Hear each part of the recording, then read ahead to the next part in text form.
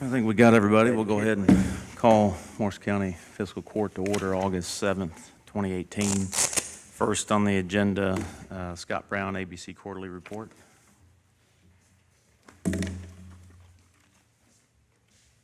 Morning.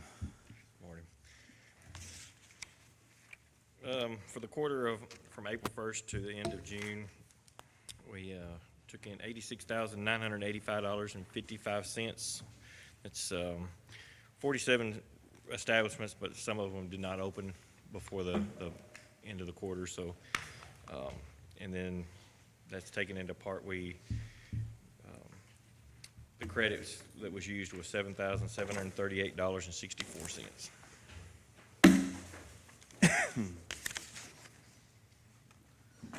There any questions? No. Questions? All right. Thank you, sir.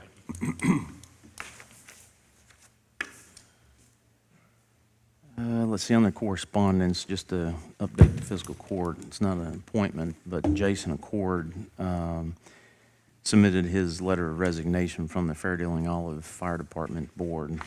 That's just to let y'all know that he did that. Again, we don't have an appointment to that board for his position. I'm going to jump to new business because I see Craig Thomas here with RBS Design. He drove in from Owensboro. So I'm just going to go ahead and have Craig come up. He's an architect that is doing the multi-facility for us. Good morning, sir. Good morning. How's everyone this morning? Good. It's nice to be here. I just want to bring you up to speed where we are on this project. We sit down some time ago and met with each end user. We went and visited their current spaces that they're using there on B Street. We went back and revised our schemes based upon those conversations, and we wanted to report to you all that we came up with 3 additional schemes versus the original one. We gave you a cost opinion for each one of those. We feel like Scheme D probably meets and exceeds most everyone's needs. And it is one of the more cost-effective solutions. Scheme B is a building that has a little over 10,000 square feet. Scheme C and D are very similar in size at 9,182 square feet. And as you build a building, you're really building 3 basic pieces. You're building the area of the building, you're building the volume of the building, and you're building the finishes that go into the facility. And each one of those has an impact upon the budget. And with this building having multiple users, some of those users go into what's known as a essential facility under the building code. And that portion of the building has to be built at a higher standard than the other portions of the building. So with that said, we feel like Scheme D probably gives you the most for your bang. In other words, we could make the building bigger, but we don't feel like you gain much function when we can achieve the same function with a smaller facility. The total cost of that Scheme D, the construction cost is opinion of probable cost is $1,570,624. And if you go to your page 3, you'll see what we believe the total cost, and that includes your construction contingency, which is 5% of the project, A&E fee, geotechnical report, special inspections, which the county is required to hire, a site survey, printing of plans and specifications, and plan review fee that goes to Frankfurt is $1,794,607. So what we were liking to do today, obviously answer any and all your questions, and B, get some direction on which one of these 3 schemes you would like for us to proceed with. Y'all have any questions for Craig?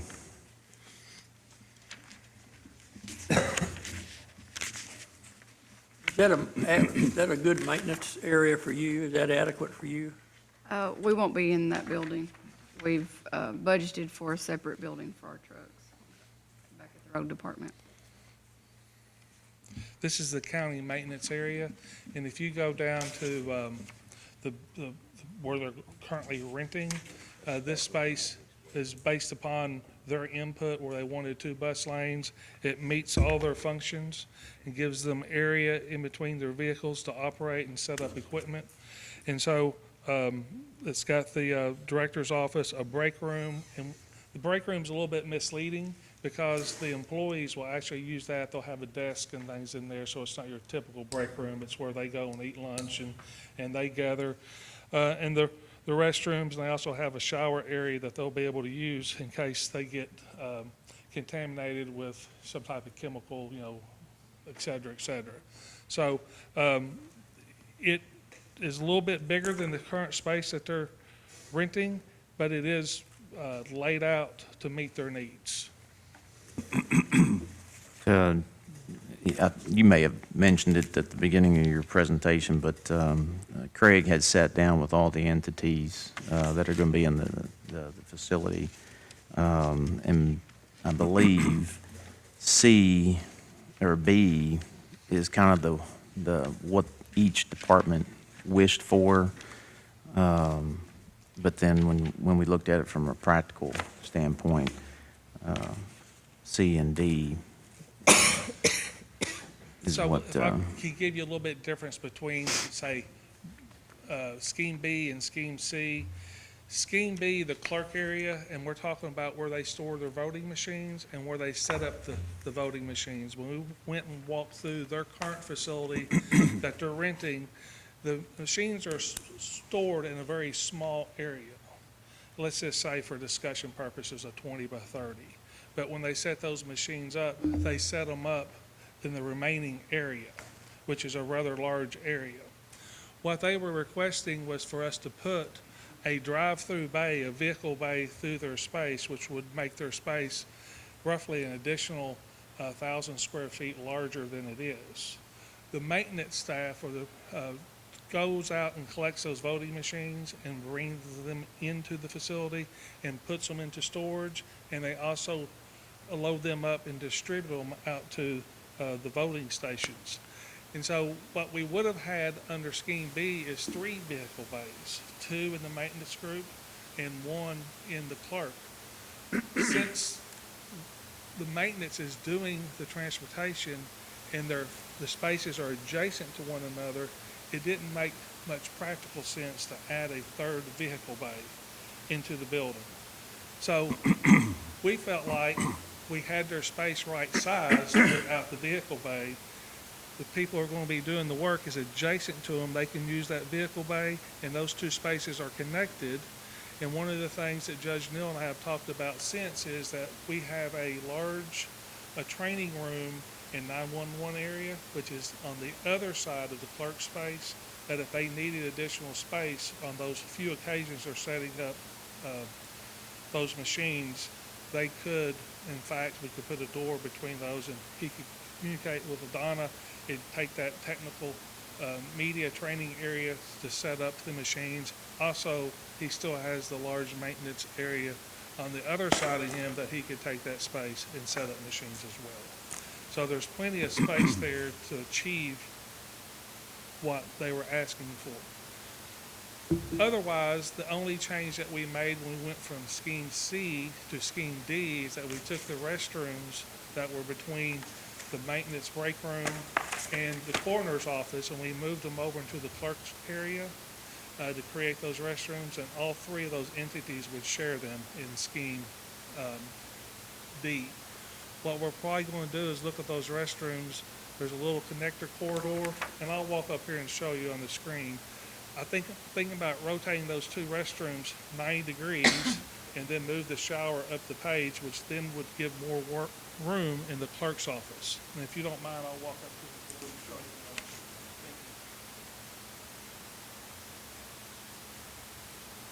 This configuration here was sitting right there, which made the corner very, very small. Moving it over here to we gathered that space, but now I want to take these two restrooms, rotate them 90 degrees so that I eliminate this access corridor. And so these doors would then be on this wall here, do the same thing with the shower, and everything's accessed off of the maintenance area, and we start to gain additional space back into the clerk's office. Still maintaining this vehicle driveway, and we've got an overhead garage door here, so they can still move back and forth. If we come to the training area, we can add a door here, and if they ever need to take that space to set up the machines, he could set up machines here, here, and then take a small area over here and achieve that.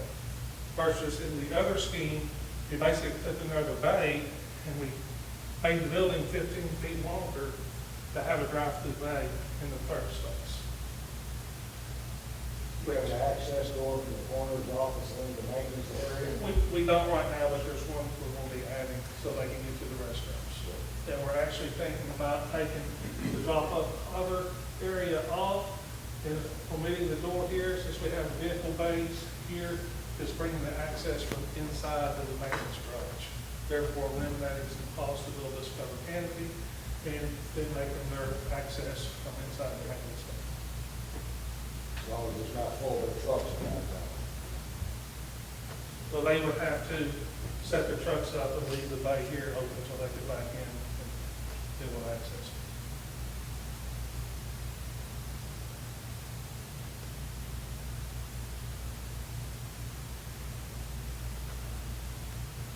Is this a good number to get a hold of you on the handout here? Yes, sir. As far as, That's my office questions number. and so forth? Anytime, and if I'm not in, just ask my staff for my cell phone number, and you can call my cell phone number. Okay. Okay,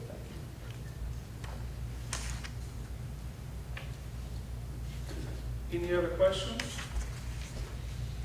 Has the clerk seen all the final of this scheme D? Is he? Yeah, everyone's seen the packet that you have. Okay. But Craig and I, we got to discussing how we could save some Drive-through, more. I understand the drive-through. Looks like it works. I didn't know about taking that area away with the restaurant. Well, we're trying to see how we could save some money, but I think too, with the corner space, they don't have room to grow. If you could go to scheme B, I'd like to show the coroner's office. It was just under 300 square feet if you were in the narrative in scheme B.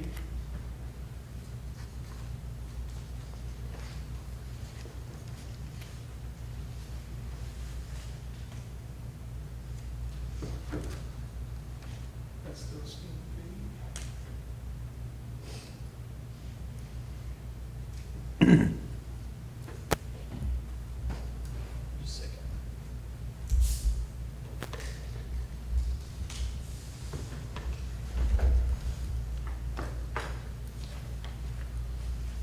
Here's the coroner's area. This is the shower, restroom, the access corridor that we moved over there. Again, we think we can save that corridor space by rotating those here.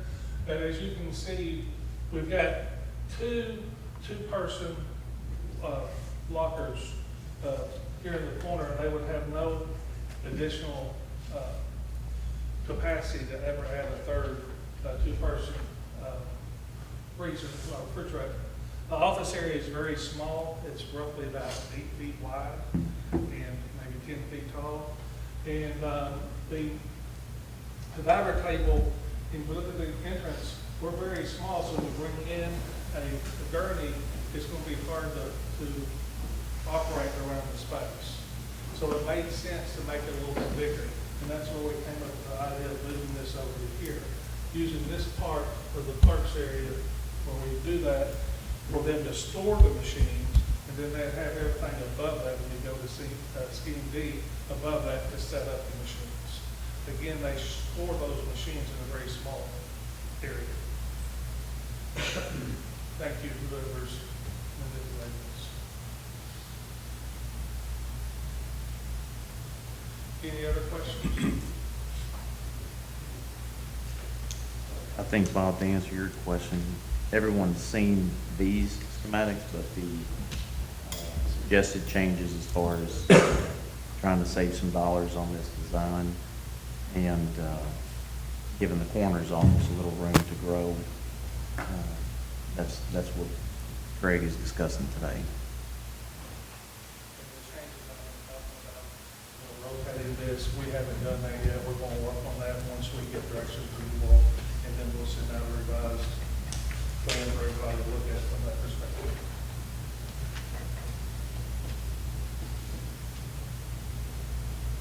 You have, Craig, a rough cost savings by taking off the canopy there for the corners and Well, the way we did the estimating, we just spread that cost out across the project. I think this canopy probably would save you roughly $20,000 to $30,000 at the end of the day, which is a good chunk of change on a project like this. It's gonna come in the bay with the truck or whatever. Yes, sir. Instead of going under there. They're gonna work. Yeah, it'll work, like I said, you know. And our vehicles in We have to there. make sure the maintenance vehicles Have to are move positioned where them. we get in and out if we have to. That would be the only issue that we Yeah. need to work out, that I saw, and I think you're correct in stating that. At 2 o'clock in the morning. Yeah, yeah. I don't wanna move 5 vehicles to get a van, back to van in myself. Conceptually wise, what we would be suggesting is that they just leave this area here without a vehicle, so that you would be able to use a garage door opener, open that back into it, and then unload it.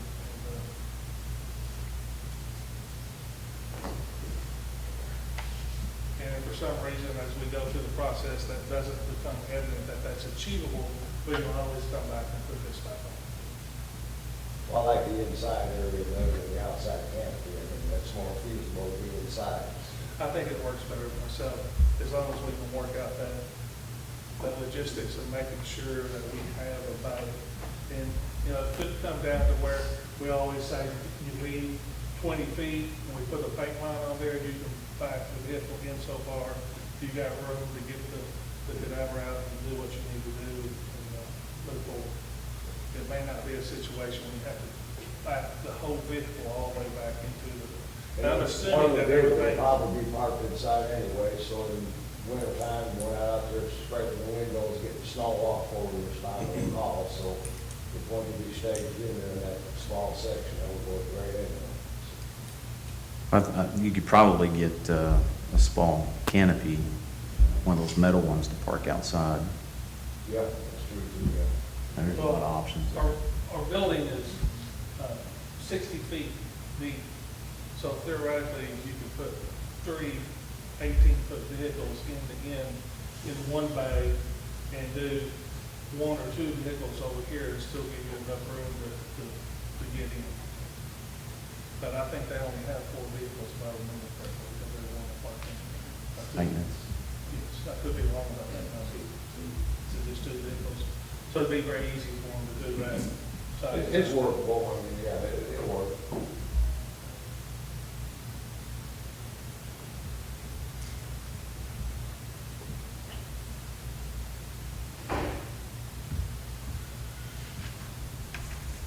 You done yet? all finished. Any other questions? That is important.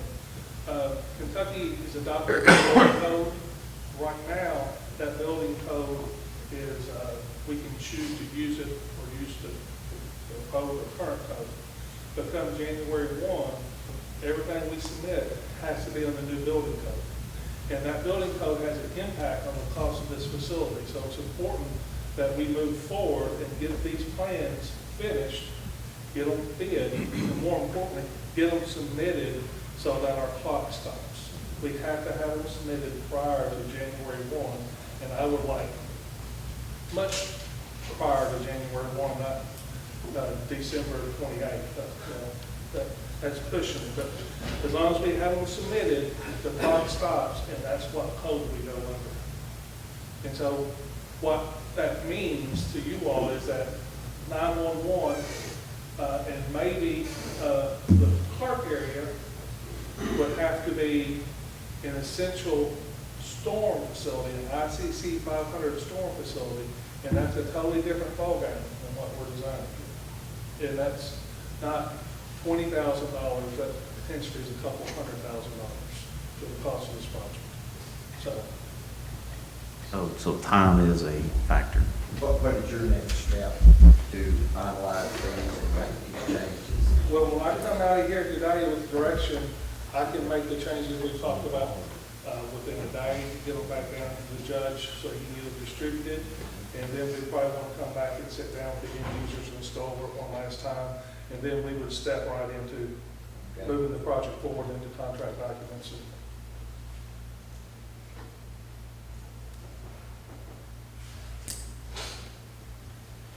Yep. Thank you all, appreciate it. Thank you, Craig. Is there a design, Craig has, in his presentation, given you the 3 design concepts. We've heard from him as far as the timetable. And I think the recommendation he gave was design D. That way, fiscal court, we can choose a design, and then that will give him the ability to go back and work with the changes on that, and then come back, as he said, and sit down with the representatives again in those agencies and try to finalize it. Is there we're in August, September, we try to have the design pretty much completed, or? Well, I would like to have the design completed from a standpoint of knowing what we're doing here in the next 2 weeks. Okay. But I want to complete the contract documents sometime around November so that we can get them submitted to Frankfurt well in advance of the January 1 deadline. And so we've got the staff available to do that. I've got to get with all the consultants and make sure that that is a doable timeline for them. But we're at a position where we need to meet this so that we don't have those costs incurred to the storm shelter. Okay. And then what I would do is just come back to you all on the end of contract documents. When I say you all, I'm talking about this body. At the end of contract documents, go over the plan, give you the proposed budget, and ask you permission to go out for bids. And at that point, we'll be able to make the submission to Frankfurt, HBC, and then we'll be able to make the prints and send those out to the bidders to start the bidding process. And then at the end of the day, the bidders are going to tell you what they're willing to build the building for. And I've been giving you an opinion of probable cost. They're going to tell you what that cost is. And each bidder is going to view the project a little bit different from another one. So you're going to have a range of bids that come in. That range could be very small, $40,000 or $50,000, or it could be great to $200,000 or $300,000. And we don't know how they view things until they submit those bids. So, But I did understand you're coming back with these changes to the individual departments, the entities that are going to be in this building. You are going to sit down before and discuss that, because once again, that's information that we received is not the information that they received totally. There are some changes. we're going to make some changes Okay. based upon my conversation with the judge and what I've presented to you all today. Those will go back out to the 4 end users. I'll personally come back down, meet with them, Okay. go over the changes and get their input. Good. And then, Judge Neal will may have to make some decisions to tell me to either make that additional change or not to make that change, and then we'll move the project forward.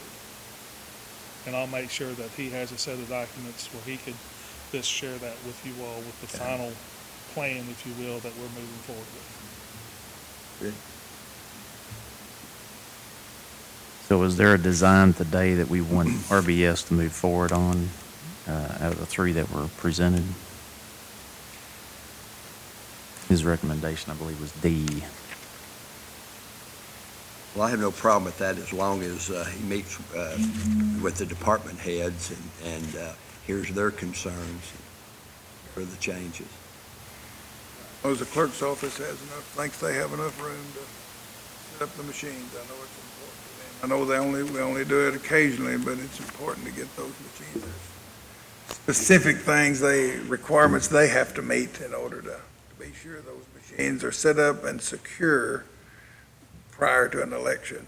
So that's the main thing, I guess, as far as that's concerned. It would be my concern, but I have no problem with, What I'll do too is we'll put a cost, because we also have to remember that there's a cost to every decision that we make, but we'll also put a cost, a projected cost associated with this.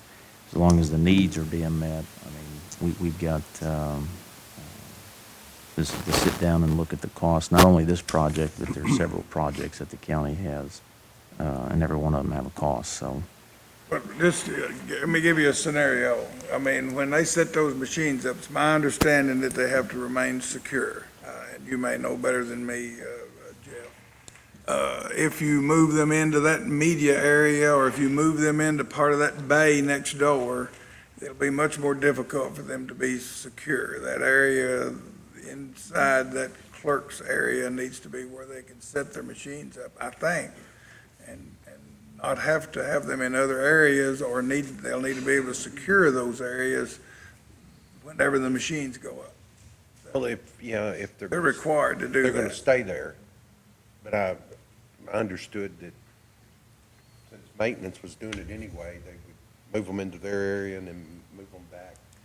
I'm not Yeah, certain on that. yeah, maintenance, I believe, is the one that's already doing the work, helping Tim. I don't think the security has been an issue. Hasn't been an issue, okay. I mean, that's the only thing I've heard them talk about, is they have to be secure. I mean, even when they take them out some, at times, I guess the night before.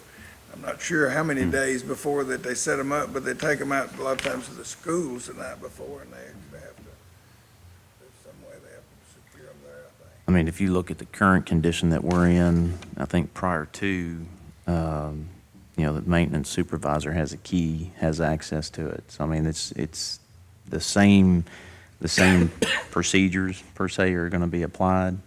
And I think that's when when Craig was talking about, you've got both the bay area, but also putting a door in to where the training room can be utilized. And we all know that 911 is secure. You got to have access to get into that. So, Right, now, I could understand that better than the other side Yeah. would be, now you're gonna bring in the coroner's vehicle at night, people could get in there. That'd be my only issue. But anyway, that's fine, I mean, going forward with D, as long as we can secure the machines and it meets everybody's needs, I would be okay with moving forward with D. Well, please know that there's things that we can do with hardware on the doors to help make them more secure. And so to do dual functions, it's just a little coordination between LaDonna and Tim. And then we can set the door hardware up, whether it's electric hardware or how it's keyed, and with the master key situation where there's only 2 keys and he's got one and she's got the other. And so there's some things we can do to make sure that. I agree, and I know this is an expensive building, but also I do know that doing something later, retrofitting, is always more expensive than doing whatever you need now. If you needed to add 5 foot to a building, it's much better to do it now than try to work things out later. So, but I'm fine if you've got it calculated out where it's got enough area for everybody. I'm fine with it. And it may be too that we actually we go down and we look at their current space and they just did the primary election out of the current building that they're in. So, I mean, we can go down and look at their space. You got maintenance, you got the coroner, and you got the clerk's office down there. So that'll give you an idea as far as what they're working out of now, and then the square footage and the design on this that's being proposed. Okay. Is that a form of a motion, Bob? I would move we go forward with Scheme D. Second. All those in favor say aye. Aye. Any opposed? Motion carries. Thank you. I'll be in touch before the week's over with, so we can set something up here to Okay. come back down. Fair enough. Thank you, Craig. Thank you, appreciate Be it. safe going back. We'll go back on their old business. Judge, before we do so, I see the guest in there. I know Reverend Lewis is here with the senior citizen, the superintendent, and their attorney are here, and I don't know if that would fall under guest, but do you all have something that you'd like to address the court? While we're What is it? just, that we have guests, while we're under guests, before we go on into the business, the old business and the new business, we have guests here, and thought that would appropriate time to let them speak. Are you dispensing from the agenda? Is that what you're saying? Well, we skipped from guests down to new business for Craig to speak. We have guests in the audience, and I certainly have no problem with hearing what they have to say. We were actually on their correspondence when we went to new business, but if, for procedural purposes, are you wanting to dispense with the agenda? I will if necessary. I think they. I mean, it's should more have an so a opportunity to procedural address thing. this It's not, body. I move that we dispense with the agenda in order to let our guest speak. second. All those in favor say aye. Any opposed? Motion carries. Thank you for giving me an opportunity to speak to you just for a few minutes.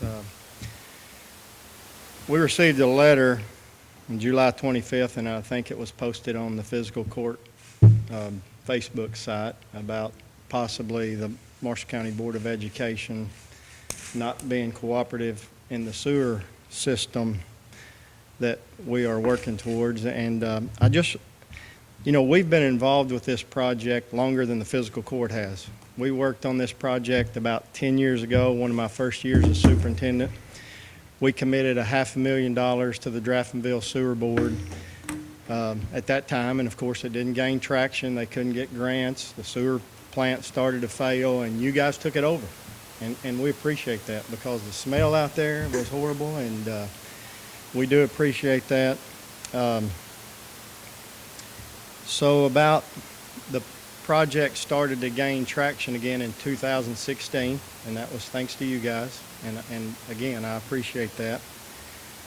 There was a meeting, and Danny Davis, one of our workers, attended that meeting, and at that point, he was given a proposed cost for the school board to be $1.2 million. And that was the first we had heard of that, which he brought it back to us, and I think he made you guys aware at that time that about 7 or 8 years ago, the school board had committed $500,000, but he didn't have the authority to commit $1.2 million. So with that being said, we had several other meetings. We met in September of 2017. I know Dr. Cock was there, Mr. Neal, Mr. Warning, and then we had several of our people there. And at that time, again, we had the cost of $1.2 million. And I made you aware at that time that we had regulations that we had to follow, and that we could not pay for anything that wasn't on our property. We couldn't pay for parts of it that did not directly benefit the school system. So we made that clear, and I think the engineer, Mr. McCann, was at the meeting as well. And he went back and he said, okay, we'll take that part off. There was a part from our sewer plant to Highway 68 that had no benefit to us. And I said, we can't pay for that. And I think you probably remember me saying that. Well, then our next proposal came back, and it was $1.3 million. So instead of the cost dropping, it had went up. That was all in November. You guys know what happened in January. We didn't meet again until March. And in March, we had been in contact with Mr. McCann back and forth, and we told him that KDE regulations would not allow us to pay for parts that didn't benefit us. Representative Greg Dunbar from the Kentucky Department of Education came down and met with us, with Mr. McCann, and explained this all to him and told him the same thing I had told him. Well, the project continued on, which was good, but we had not committed any funds at that time, nor could we. We had to figure out which parts we could pay for and which parts we couldn't. And by all means, when our cost went up, at that point, after Mr. Dunbar came, I decided that to move this project forward from our end, we needed to hire some engineers to represent us, because Mr. McCann was representing you guys, and we're paying for a fourth of the project. I needed somebody to give me some advice. I'm not an engineer. So we hired BFW, which has dealings with the Kentucky Department of Education all the time, and we asked them to look at the project and give us some recommendations. We tried to set up some meetings back and forth. BFW came up and they said our cost should be about $600,000. That's what they told us, based off of their. Mr. McCann continued on with the project and designed it the way he wanted to design it. He didn't want to listen to what they had to say. And so then we received a letter on July the 25th, and it's signed by Randy Green, and I guess he's the chairman of the sewer board. But he gave us several stipulations in this letter that had he have been at any of the meetings that we had, he would have known we couldn't do this. So my question is, we were dealing with you guys. You guys were at the table, and then all of a sudden we get a letter from Randy Green that he had attended one meeting. And that was June the 6th, 2 days before the bids were to be open for this project, when we didn't even have easements. You guys didn't even have easements for our property because we hadn't approved it. So I guess my question is, and I'm not really questioning, but we received this letter, and he stated in his letter, if he's the one that wrote the letter, that we received another letter dated May the 7th, 2018. We never received the letter. I talked to Randy Travis, who is our chairman of the board. He didn't receive it. Danny Davis didn't. Jeff Stokes didn't. Marty Johnson didn't. I didn't. No one received this letter that was supposedly dated on May the 7th. Mr. Johnson, I think, came to you, Judge Neal, and asked you for a copy of the letter, and you told him to see Randy Green, or your office. Randy Green said he didn't know where the letter was, to talk to Chad McCann. Well, Chad McCann found a digital copy on his computer, but it wasn't signed. So I think somewhere along the line, we never received that letter. Until July the 30th, we received a digital copy after we had received this second letter. So I just want to touch base on, there's 4 things that he gave us stipulations on. Number 1 says we have to execute the attached utility easement documents having all signatures notarized with no monetary compensation is going to be offered to the Marshall County School Board for the easement rights to operate and maintain the district-owned sewer facilities. Had Mr. Green been at our meetings, he would have known that's not even legal. We can't just give property for easements. We have to receive fair market value. We don't have a choice in that. But since he wasn't at any of the meetings, he didn't know that. The second part says something about our failed septic system. Our septic system is working very well right now. It'll last us at least 10 more years. And for $1.2 million, we can build a state-of-the-art facility that'll last us another 50 years. I don't want to do that. I want to be a part of this project. I really do. And then the last thing was, they've redesigned it slightly, but they ask us for $1,002,716,000 for a tap-on fee. That's based off of 30,000 gallons of water per day, which we're in session 9 months out of the year. Do we use 30,000 gallons? Not on the weekends, not after 3 o'clock. But I did some figuring, and I figured $1.002 million for 30,000 gallons a day, that's 900,000 gallons a month. That comes out to $1.11 per gallon. The average household uses about 6,500 gallons of water per month. So if our tap-on fee is $1.002 million, your average household tap-on is going to be about 7,500. And I don't know how many customers you're going to get with a tap-on fee of $7,500. Now, I realize that this is not all the fiscal court. We started dealing with you. The letter was posted on your Facebook site. It was read basically up here a couple weeks ago at a meeting. So we are interested, but we are not going to allow Mr. Green or anybody else to make us pay an absorbent amount of money for work that we're going to be doing. I mean, if you want us to do our work and connect to your sewer line somewhere, we can do that for a whole lot cheaper than $1.002 million. So, you know, we asked him to slow down on the bid process because we had regulations we had to follow, and he chose to go ahead with that.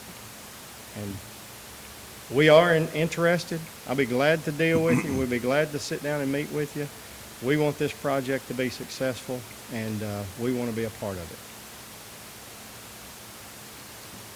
I was surprised at the last meeting, as surprised as I guess you all were, that the plan had been changed, and wasn't aware of it until we met last time, and that the school system wasn't going to be part of this project. And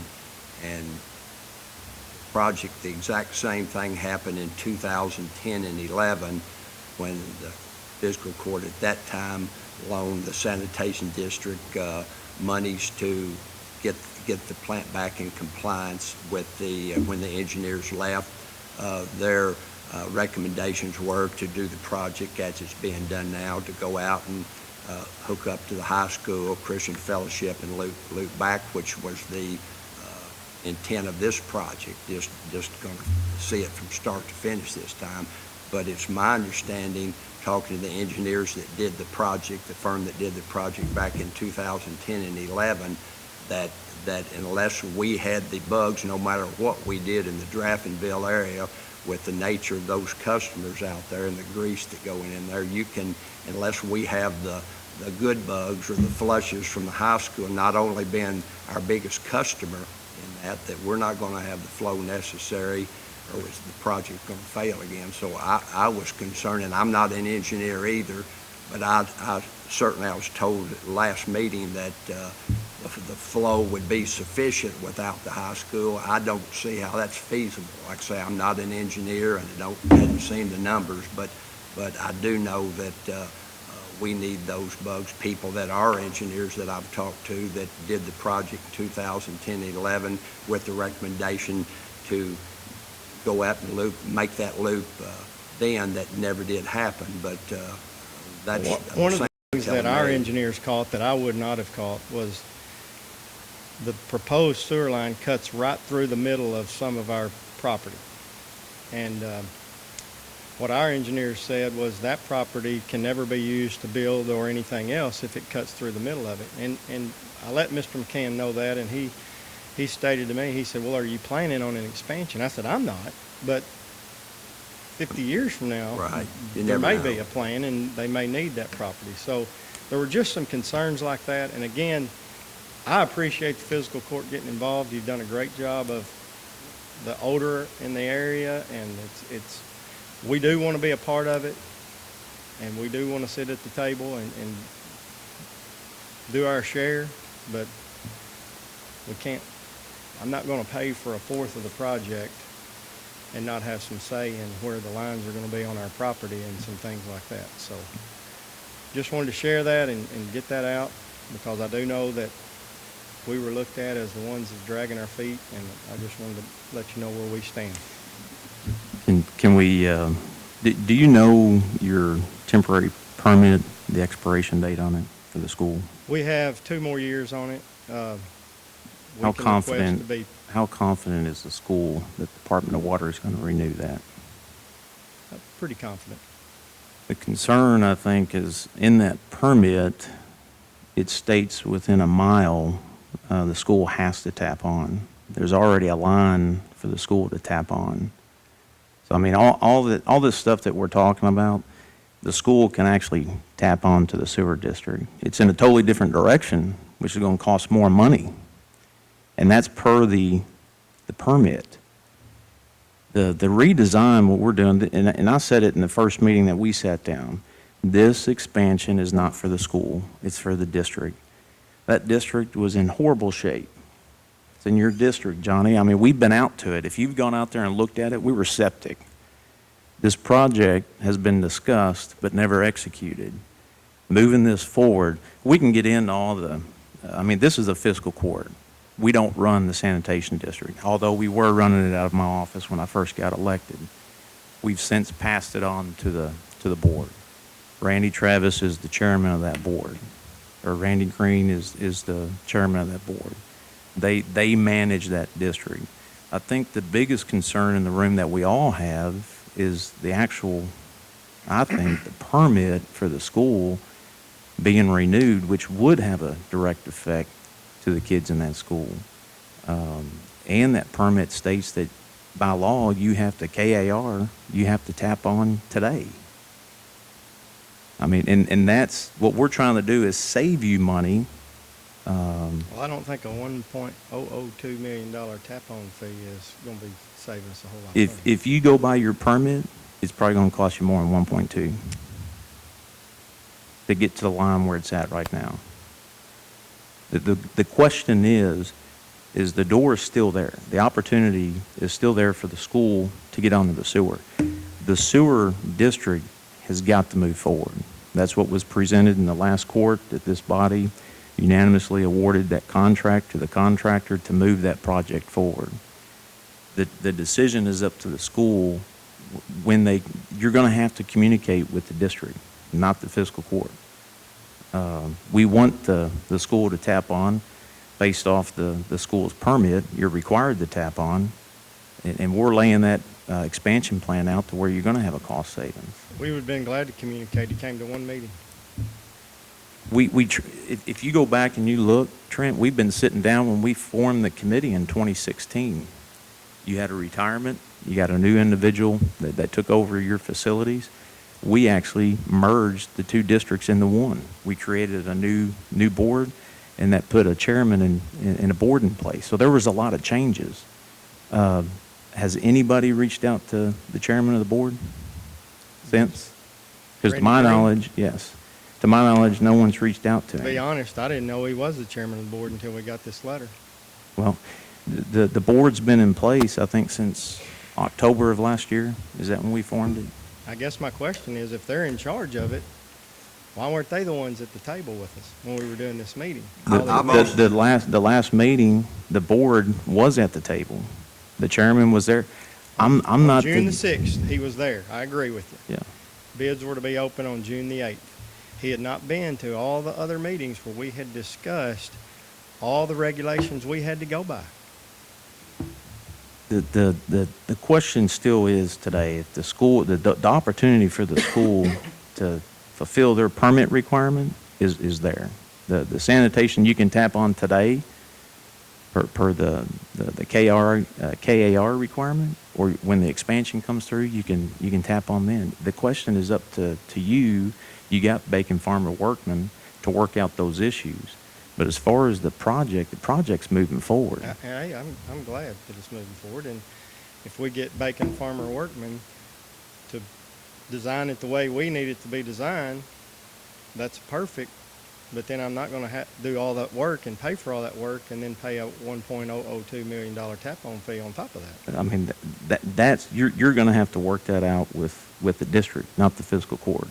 You know, but my question is, why can't we all work together? It benefits 1,600 students at that high school. Who's saying that we're not working together? Nobody's not working together. Obviously, there's not cooperation or communication. If the chairman of the board, when this body approved this project, we had Plan A in place. When we met last time, I found out for the first time that we jumped to Plan B.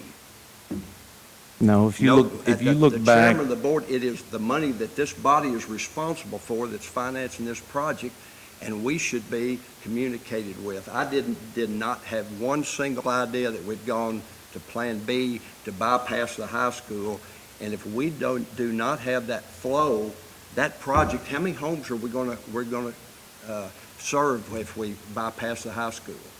Where are we gonna get the flow? Can anybody tell me the flow we're right gonna pick up now, 12 homes? listen, this is where you don't understand. When we were I talking. do understand. When we were talking about flow, Superintendent Lovett understands. we were septic. The pictures that we showed you up I there. No, you understand. don't understand. We were I certainly septic. understand The that. flow Same that thing we in had, 2010. listen to me, the flow that we had was septic. We were getting BODs, we were getting the That's fat great. oils and grease. Now, listen to me, because you're a part of this fiscal body putting that fog ordinance in place that was recommended by Department of Water. We did that.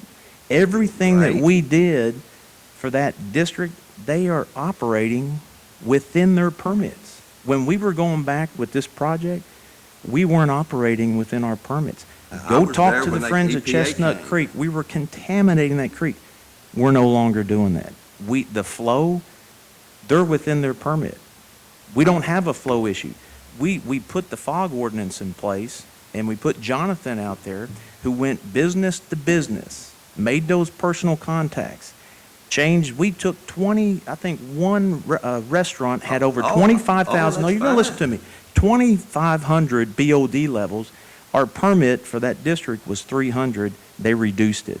That's where the effect is. We were no longer septic. So to sit here today and say that we need their flow, they're operating within their permit right now. They were in 2010 and 11 also, Judge, but without this expansion and without that flow, increased flow, they're going to be right back where they were in 2010 and 11. No, they're not. No, they're not. They are within their permit Well, the requirement. engineers that I've talked to that did the first project, that's what they tell me. Well, the engineers, And I'm not an the engineer. engineers that the fiscal court has working for them has got that district in compliance. The Department of Water that we sat down with do a lot of for good. the action plan that we put together, I think it's like 96, 97% complete. The few things that were identified on that action plan are not dealing with flow. When we sat down and we first talked back in 2016, flow was an issue, and the school would be a great customer because of the product that they had. But we since then worked and fixed with a fog ordinance to reduce the commercial footprint, and then we put in the fats, oils, and grease. We redesigned it. We merged the two districts. We put a new board in place. Everything that we've done since then has brought those levels down. The Friends of Chestnut Creek were testing, and they have been testing, and they will be testing any plant that is dumping in the Chestnut Creek, but they were testing us. They had levels at 25,000 when it came to E. coli. 25,000 parts per million. Our permit requirement, do you even know what it is? It's not 25,000. And when you go and you sit down with those people and you look them in the face and you tell them or talk to them, what we were doing in the past is we were telling them what they already knew, or we weren't telling them what they already knew, is that we were contaminating their creek. We fixed all that. That's why you don't smell it. We're no longer septic. Everything that we've done in that district, there's been a lot of work, a lot of hard work that this fiscal court and this staff has done. But today, it's not a flow issue. They got I&I issues, but not a flow issue. And the customers that they're picking up, when we sat down with Maggie with the 319H funds that are available for us to help those residents tap on, that's the next stage. That's why we can't sit around and wait. Those federal dollars may not be there next year. It's a pilot program for the state. We're the second county to take that pilot program, and we're talking at least 70 to 68 residents that are going to be tapping on by next year once this project is done. I understand all that, Judge. The issue, I thought at the end of the day, that we were told that the present project would end down there on 641, and at any point, the school could tap on at that point by a bore under the road. Correct, Is that true? correct. I mean, that's what we were told, and, you know, that once no digging across the property, just a boring, I mean, however you wanted to get to that corner down there and cross 641. That's what, it was That the is way it correct. was But explained to Where us. did he come up with the tap-on fee of Now, I don't know about the tap-on fee. $1.002 million? That'd be my That's- question. That I can't tell you about. That's We my have to pay question, for our too. work to get it to that point and then pay Sure. a $1 million tap-on fee. Here- That's my question. And I Here's- guess maybe I'm asking the wrong. You are, you're asking the wrong people. We hired the engineers to work for the district. We're basically doing the finances for this. Yeah, it's in money the- it's our money that this body's responsible for, and I certainly think we need to communicate and cooperate with our school system, and I And- think we'd all be better off if we did so. And that communication has not taken place. It hasn't taken place, this body, the first time I'd heard we'd gone from Plan A to Plan B, that they weren't going to be involved in that, was at our last meeting. No. That's a concern to me. It was then, it still is. I think you were corrected in an executive session. All right, when we came out of that last fiscal court meeting, when we were in executive session, I don't know how many of us sat there and explained to you what you were stating. You were absolutely inaccurate. The window for the school, the opportunity for the school to tap on, is there, just like Commissioner Gold just said. The tap-on fee wasn't discussed at As- that point. As far as communicating with the district, you're going to have to communicate with the district. I'm not an engineer, but I do know that the opportunity for the school to tap on, which was in the original designs in 2002, it's still there. And that's what was discussed in the last meeting. I will be glad to talk to Mr. Green. That's not a problem, but, you know, when my tap-on fee is a fourth of the entire project, that's a pretty steep tap-on fee. You're going to have to talk to them, and I'll say this again, the permit that you guys are operating under right now by law, you have to tap on. There's no line there. That's what I don't understand. This project is to get a line closer to the school. Well, then there has to be a regulation board somewhere. I mean, because then if you're saying we have to tap on and we have to pay that $1 million, and I'm not saying you, but the board says we have to pay, I mean, where's the regulatory fee? I'm not saying that I'm telling you that based off your permit, KAR states that within a mile, if the line's available, you have to tap on. But the district has worked with this expansion to get the line further down 641 to where it's closer to the school. So, I mean, I'm not an attorney, but if the statute or the KAR says that they have to tap on, and there has been other businesses that they have come in that district and shut down and forced them on.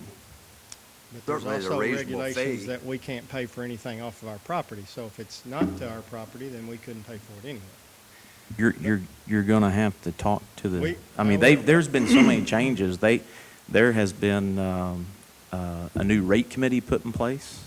And the engineers are the ones that came up with all the costs. But as far as this body, all we've done, as far as the finances, is we went to KIA because the district couldn't. They didn't even have an audit done. The fiscal court went to KIA to basically take out that loan for the district. Everything in between, you got to communicate with the district because we got a new operator, and the district's working within its permit. None of us here are the ones that are physically doing that. And again, I appreciate you giving me the opportunity to talk, and we will be in discussion with them. But I do know that they stood in front of this court and presented their side. I just wanted this fiscal court to hear our side and let you know we do appreciate the work that you've done. Appreciate it. Thank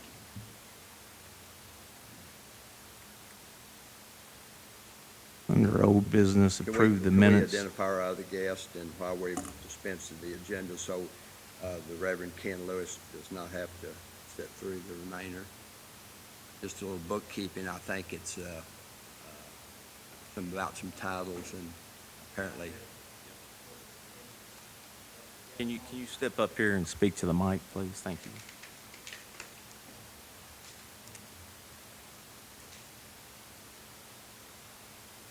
I'm not too accustomed to this, but anyway, I represent the senior citizens, and we've lost our director last year. She retired last month, I mean. We were trying to head in a new direction. We had 3 pieces of equipment that was not serviceable, 3 vehicles, and we've desired to trade those 3 for 1 that's serviceable, and that would be able to handle what we need at this particular time. And I approached you the other day, Judge, and you said this was a court matter that was court property that would need their approval to trade these 3 vehicles for 1. And I'd just like to ask for that permission to do that, and so you could sign off on the property and we could acquire this new piece of equipment. Let me go into more details so that everybody understands. The titles are titled under the Marsh County Fiscal Court on these vehicles. And I believe that they were titled so that the senior citizens wouldn't have to pay the taxes on those vehicles and insurance. We Yes. pay the insurance on the Right. vehicles. Now, and as I stated, when the county owns property, there's certain things, and I talked to Jason about this. There are certain things, we can't have a nonprofit group going out and doing business with a private entity directly with county property. So I talked to council, because I know, like right now, if we were to take the property in this room, we could not go outside and just sell it to somebody. There's procedures that we have to go through. We surplus equipment all year. I think the last one we had an auction with the surplus equipment. So when you have that relationship, and to have me just sign, as I told you, I'm not signing anything until I talk to council, because the way I understand it is that when the county owns property that is paid for by the taxpayers, there's procedures that we have to follow. So Jason was going to look into that. That's why it's not on the agenda, is because we're still looking into it. So, I mean, I appreciate you being here today, but to get that done, we have to follow certain procedures, and I want to make sure that we're following the correct procedure, because I don't want to get this governing body in trouble. May I just add one thing? Yes, sir. I know 2 of the vans the senior citizens paid for. The third one I cannot state they did. But 2 of the vans were paid for with senior citizens' money. But when that title is in the fiscal court, it's government property. Okay. And that's what we're trying to work out with legal, to make sure how we can do it legally. And Jason is the one I communicated with, and he was still looking into it. Okay. Jason, can you address that, since you're the one? We've got 3 vehicles out there that have probably not even, 2 of them haven't been started in the last 7 or 8 years. The county continues to pay insurance on them. It seems to be a no-brainer to me to surplus the vans and or donate them to the senior citizens so they can get a vehicle that meets their needs and for very little or no cost. Well, that was going to be my next question, is what is the value of these 3 vehicles? Do you have any idea? Well, the trade-in value was $2,000 for the 3. For all 3? Yeah, none of them was running. Yes, sir. Okay. So none of them are operational? No. Nor had they been, and it's just like Sometime. throwing peanut butter out that was dated 2010, filling 3 dumpsters up last week. It's just house cleaning with the new director and so forth, the things that should have been done, which is going to save the county bukus of dollars or whatever we're paying on insurance. Then they're sitting out there, and I know for a fact in January of 2015, when I took office, they were sitting out there, and 2 of the 3 haven't moved since, nor been started. So obviously they're surplus property, and as Reverend Lewis said, that the county continues to pay insurance on that, and the only reason that they're on there, but the senior citizens have paid for 2 of those vehicles. It's just, you know, what's been done in the past, I guess, from legal advice, legal counsel advised so that we could save, or the seniors could save on the taxes and so forth.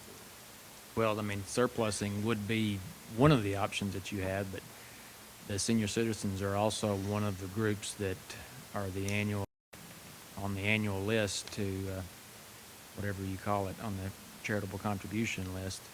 So an in-kind wouldn't be any different than a cash contribution. Would it be advisable or recommended to make the motion to surplus those vehicles so they could make that transaction? I see no, and I just want your legal guidance as far as, I mean, it just seems to be a no-brainer to me. Well, the question that I would have is, what are you going to do with the new vehicle? How's that going to be titled? What's the desire of the court? The same way it's always been for the last 30 years, I guess, and out from your office or the county attorney's office's direction, that's the way all that was set up, my understanding. Well, That's the question, though, is how do you want the vehicle titled, the new one? well, and here's the question I have. Are we going to set a precedence? Should we just tell every nonprofit organization, any organization in the county? I mean, because we are setting a precedence. If we take in property and then title it under the county so that we're paying the insurance, that's the question that I want answered today, because if legally we can do it, I mean, we're opening up a door for other organizations to come in and say, hey, they're doing it. I want you to title our vehicles so we don't have to pay the taxes and we don't have to pay the insurance.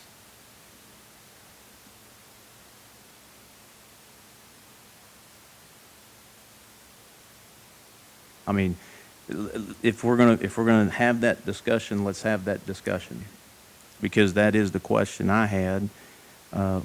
What are we doing with the vehicle that we get? That's what I need to know, is what is the end game the I- court wants? Well, what has legal counsel, the county attorney's office advised this body to do? Why is it like that now? I assume that was your all's recommendation, or the court in the past came to you all and said, can we do it this way? Is it possible to do it this way? Is it in the best interest of both parties to do it this way? Our senior citizens. That question was never asked to me. Used to be a line item in our budget. Here's the thing, the things that happened back in the day, moving forward, we are setting a precedence today.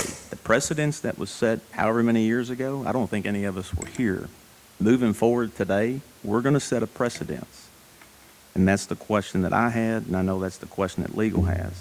If we're going to be taking in nonprofit vehicles and putting it under the county government's title, one, I know that if we have county property, surplusing it or getting rid of it, we just can't go out. I mean, I have problems that we've got a nonprofit doing business with a private business with county property. I got a problem with that. Let me speak to the history of this thing. When I came into office over 20 years ago, we had employees out there, we had vehicles out there, and there's nothing wrong with having a titled vehicle out there. It's just that at this point, when you get ready to do something with it, since it's titled for the county, you've got 2 choices. One, to donate it to that board, and they can use it, do whatever they want to with it. But if they're going to title it back in the county, I think the county's going to have to be part of that transaction. I would think if the county, I'm going to go I mean, even I don't further. think If the that you county, can just take that vehicle and title it. we're getting into the same thing that the auditors What's had happened told in the us. past? What the auditors, They haven't traded vehicles. Oh, they most certainly have. as the They fiscal, most certainly have. the auditors had Numerous times. stated that, and this is the same thing that we're getting into. Everything has to go through the fiscal court. things that are happening outside the fiscal court, and that's what I was explaining to you, Ken, is that, you know, in good faith, you were doing what you probably thought everyone had done in the past to negotiate this deal, but we're different. The county is different. We're dealing with taxpayers' money, and there's laws and regulations and being good stewards of those monies. When we set up these relationships like this, that's what we get into. We don't think about it, but we got a non-government entity doing business with the private sector with our property that we've been paying taxes and insurance on, or we've been paying the insurance on.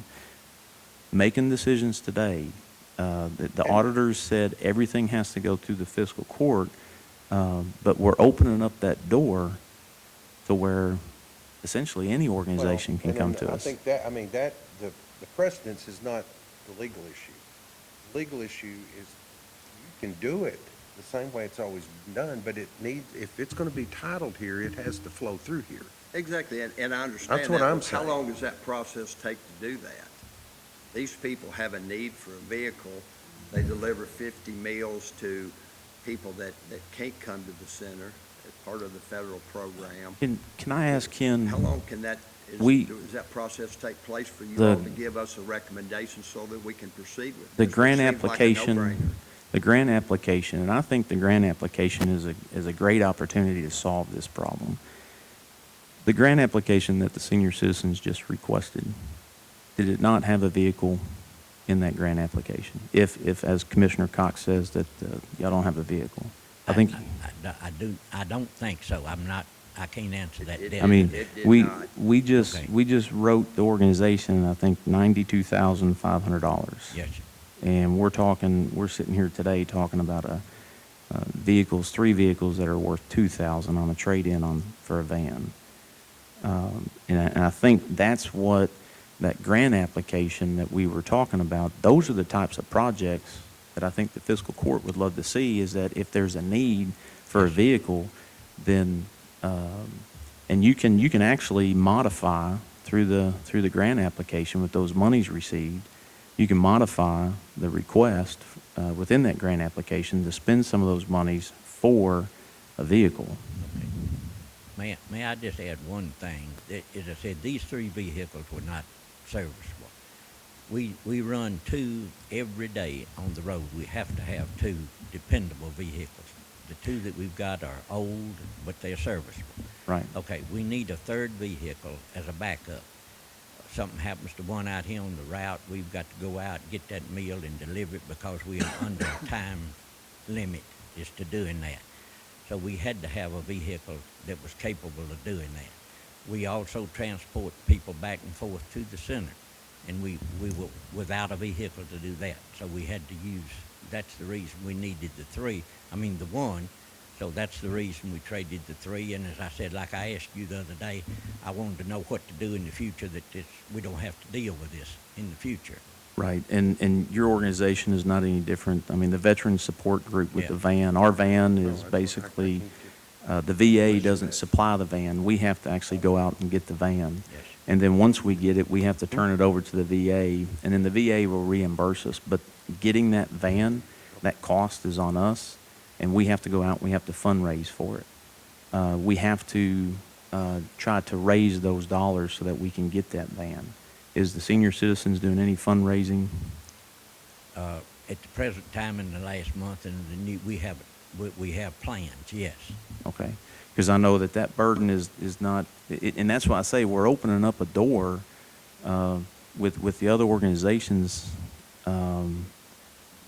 in having a partnership like this.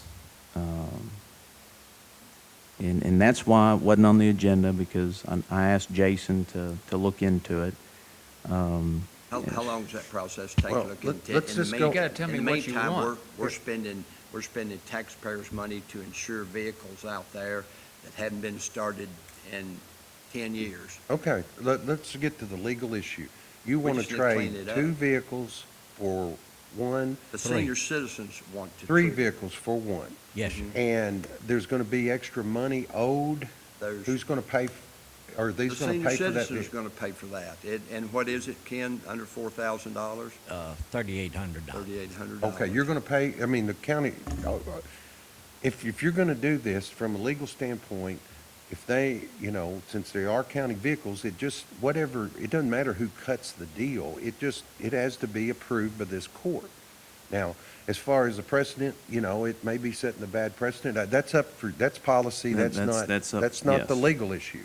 But it can be done, it's a little more formal, or a lot more formal, if the county is the owner of the vehicles. And they are on the title, but as Reverend Lewis just stated, 2 of those vehicles were paid for by the senior citizens. Yeah, well, really, that doesn't matter if they're I titled in the understand that, county. but we want to do things properly, but I see no problem in killing 2 birds with 1 stone. The taxpayers are paying insurance on those vehicles and have been for 10 years, or longer than that, but they hadn't been started in 10 years, 2 of the vehicles out there.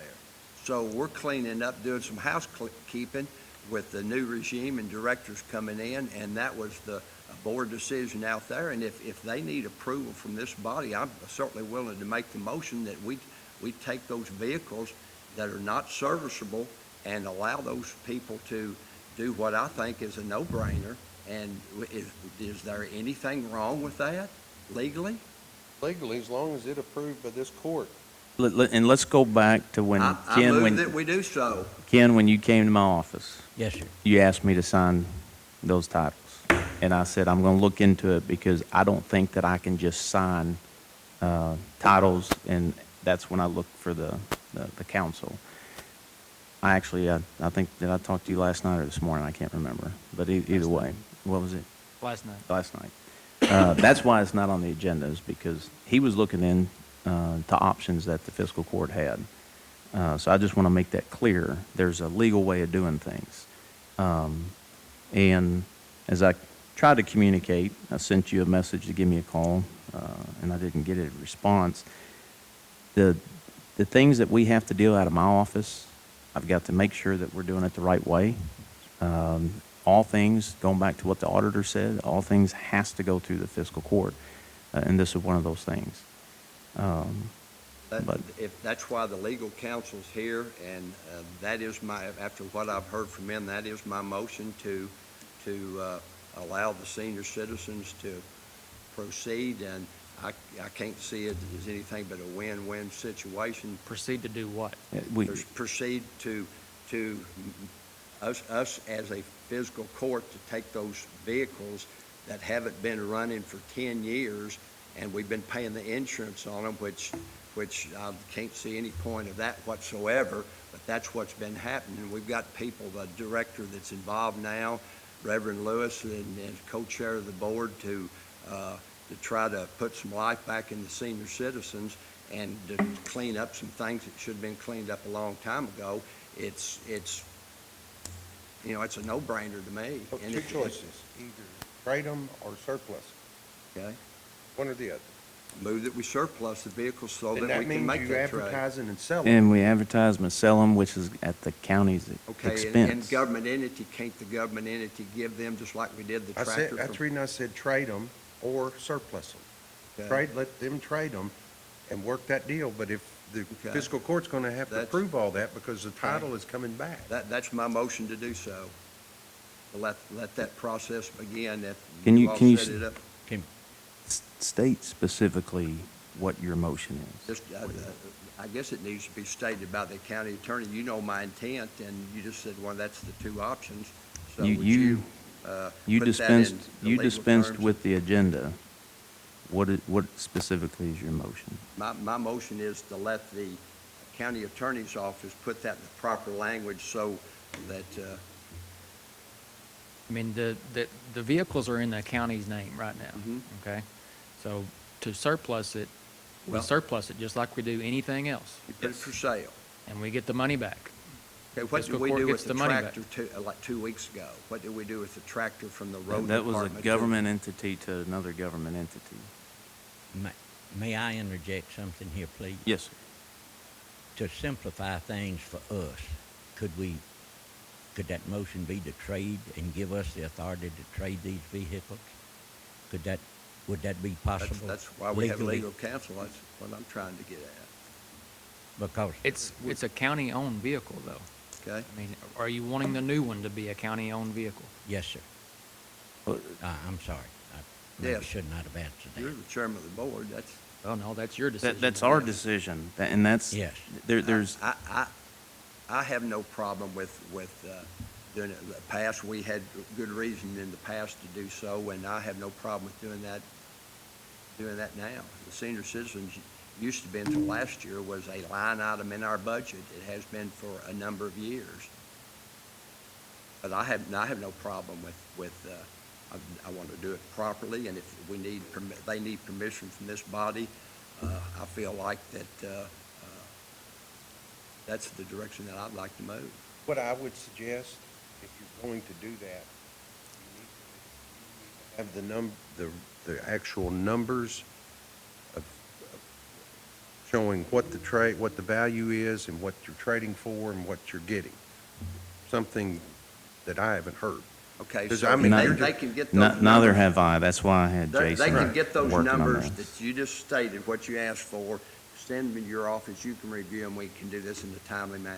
If you want them to trade it in, then you gotta donate the vehicle to them. Is it legal for them to trade in county property? Not without a title to it. And you gotta donate those vehicles to them and let them negotiate it, if that's what you wanna do. Oh, Or the do you alternative want- is to I surplus it. assume that we all want to help the senior citizens and do not want to pay insurance on vehicles. You know, what's the other solution? We sit here and do nothing and keep paying insurance on 3 vehicles that are not serviceable? No. What, I certainly let hope not. let me explain something. Ken came to my office, and we had that conversation, and I had counsel looking into it. That was the last communication we had. Yes. This right here, I don't know why this is happening, but council was taking action on it to give me an answer as far as what we can do as a governing body in this relationship that we have. So here we are, we've dispensed with the agenda once again, and it's been worked, the issue is being worked, the council can't give you a legal opinion because they don't know the full details. None of us do. That's the Okay. problem with this relationship. I think they've just heard them, and that's the place that this takes place, so the people It that make is that poor, decision can hear that. it is poor business, in my opinion, to dispense with the agenda when you don't have all the facts of the matter for the fiscal court to be making a I do have all decision the facts. for Apparently, they property do not have that the is facts. owned I by attend the board county. meetings, I do have And the it's facts. just like I had shared with you, sir. Then, In my opinion, you let council follow out what they were initially tasked with the details of what the senior citizens wants, I mean, because you guys have already gone out and found a vehicle and negotiated a Yes. deal. yes, So, and that's a problem, because all that has been taking Like I say, place. they're working through, with, they didn't know. And that would be my recommendation, is that we get the details as far as what they're trying to do. And I would even say in the future, this is a great project for the grant application. It's no different than the projects that have been submitted. The fiscal court, and looking long-term, the fiscal court, we have got to be responsible with the taxpayers' money. yes. I understand that. Yes, I know you do. And I was operating through ignorance, and I apologize to the court for that. And we'll work it out. I mean, that's when you and I had talked, obviously the question was deferred to legal counsel, and they were working it out. Okay. Then- Jason, when can the legal counsel get with Reverend Lewis and get this issue straightened out or give a direction so they can proceed and we can stop paying insurance on 3 vehicles that hadn't been started in 10 years? Not a matter of getting Reverend Lewis, it's a matter of knowing what you want to do with the property. Okay. Obviously, I hope it's clear what I'd like to do with the property. I don't know about Commissioner Boland. Commissioner Gold had a prior obligation, but Hard for us, or basically impossible for us to give guidance if we don't know what the end game is. Okay. What is this body? I can only tell you one person's. I'd like to work with the senior citizens and not continue to pay insurance for another 10 years on vehicles that don't even start out there. They're trying to do the right thing. They may not know the right process, but that's why they're here today to do that, so that they can speak with you all and we can guide them in the right direction of how to do the process to If accomplish you the want goal. them to be able to trade that vehicle in for a note. Those three vehicles for in one a new vehicle that Going provides, to have to transfer title to them. yes. We have the authority to do that, the court, to give them, transfer the title to them, let them, Practically speaking, it's no different than your line item. Okay. Well, That's a Whatever, policy- whatever, that's a policy that is, And I'm just one of four, but yes, that is what I would like to see done. And then I- we're going to be essentially doing the same thing that you're arguing against. We're going to be paying tax, or paying insurance on a vehicle that a nonprofit organization is going to own. Well, if you transfer those three titles to them, and they're going to use that to trade in, they're going to get a title in their name. What are they going to do with it then? Same thing, my feeling is, my one vote would be the same thing as we've done prior. County then accept title. Yes, yes. That's your all's call to make. That's, I don't know if I need to put that in the form of motion that you just stated, or, but that's my desire, to help the senior citizens do that. I That's don't, the only way that they can trade Okay. the three in, Okay. have title to them. then I move that, just as you eloquently stated, that we proceed in that manner. I think you're complicating it. If, I don't want to complicate it. I I know. just Let me- want to let me- help let me these just people. state it, what my feelings are. If you want to, if the senior citizens want to propose this transaction, give us something in writing that we got three vehicles, what vehicles they are, who we're trading with, what we're trading for, and what we're going to get, okay? And then we can take that and give you a written opinion on how to make this transaction. That's what Okay. I would propose. Okay, if we so choose. If you so choose. Okay, can you do that in a timely manner? Reverend Lewis, get that to the county attorney so that at our next meeting, we can do so. Yes, I Okay? think so. And then Okay. we'll issue that for you all to vote on at the next meeting, so that Okay. you have it. Okay, after you hear from him, okay. That'd be great. Okay. Good. Start with you, We'll work Reverend with Lewis. you Okay. on I'll making sure we get- got everything. Get in touch with your office then? Yeah. Okay. Is it- And I just want to reiterate, the grant application that we've got in place Yes, would resolve all this. okay.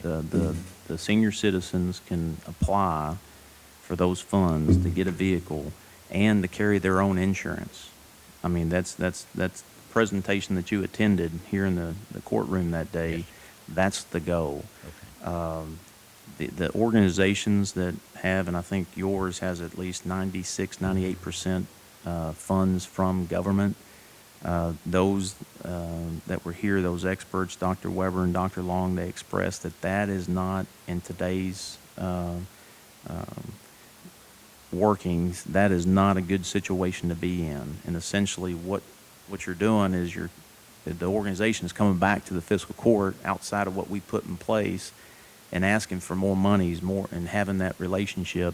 And it's a concern that I have, not just your organization, but any organization that does that, because long-term, I can see 4 years down the road, the burdens that are going to be put on the county government and the funds.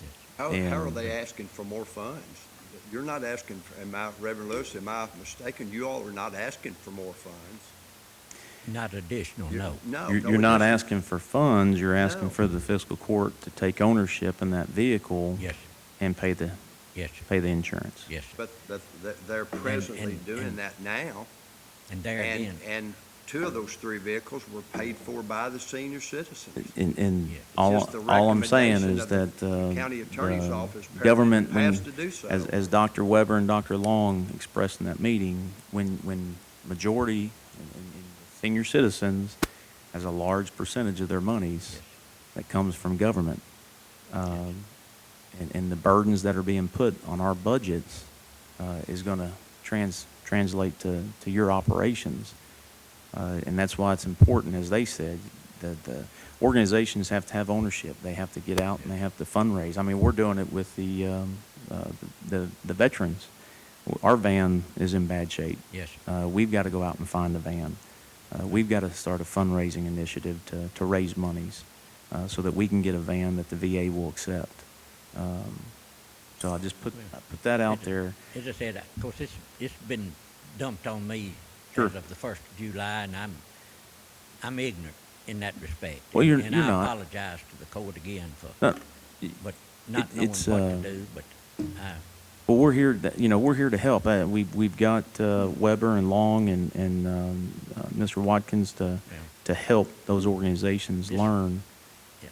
But this immediate situations, I said, I created it, and I would appreciate your help in getting us out of it and getting us on the right road and getting us where we ought to be in that respect. Well, you deserve a pat on the back, because as I've said many times, you're a godsend to that organization, Well, willing to I volunteer appreciate your that. time, and certainly appreciate what you do, and you're making a difference, Ken. Thank the court. Thank you, for sir. your Any other items since we've dispensed?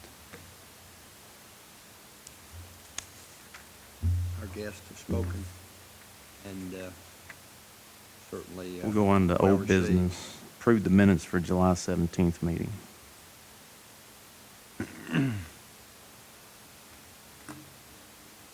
Move we approve the minutes as written. Is there a second? All those in favor say aye. Any opposed? Motion carries. Ordinance 2018-08, Waste Management, second reading. This is Marshall County Fiscal Court Ordinance 2018-08, an ordinance of the Fiscal Court of Marshall County, Kentucky relating to the imposition of a license fee applicable to the off-site waste management facilities, solid waste landfill, and hazardous waste facilities located within Marshall County, Kentucky. Be it ordained by the Fiscal Court of the County of Marshall, Commonwealth of Kentucky, that Section 1, the following words, when used in this ordinance, shall have the meaning ascribed to them in this section, except where the context clearly indicates or requires a different meaning. Number 1, county means Marshall County, Kentucky. Number 2, administrator means the person or persons designated by the Marshall County Fiscal Court as being responsible for the collection of the off-site waste management facility license fee and the accounting thereof to the fiscal court. Number 3, licensee means any person, corporation, association, or other entity required hereunder to file or return or to pay a license fee thereon under this ordinance. When pronouns are used, the singular shall include the plural and the masculine shall include the feminine. Off-site waste management facility means any place where waste is managed, treated, processed, or disposed of by incineration, landfilling, or by any other method for purposes of assessing license fee provided for therein. Off-site waste management shall consist of establishing and operating a facility whose principal purpose is treatment, storage, disposal, or a combination of these activities, but shall not include those treatment, storage, or disposal activities which occur incidental to or which are not otherwise distinguishable from a broader manufacturing operation at the site of said operation. Number 5, waste means all waste of whatever type or kind, including without limitation waste as defined in KRS 224-01-010, subsection 31. Number 6, person means a natural person, corporation, partnership, association, joint venture, or other legal entity. 7, gross receipts means the total amount of all consideration received by the waste management facility for the storage, handling, disposal,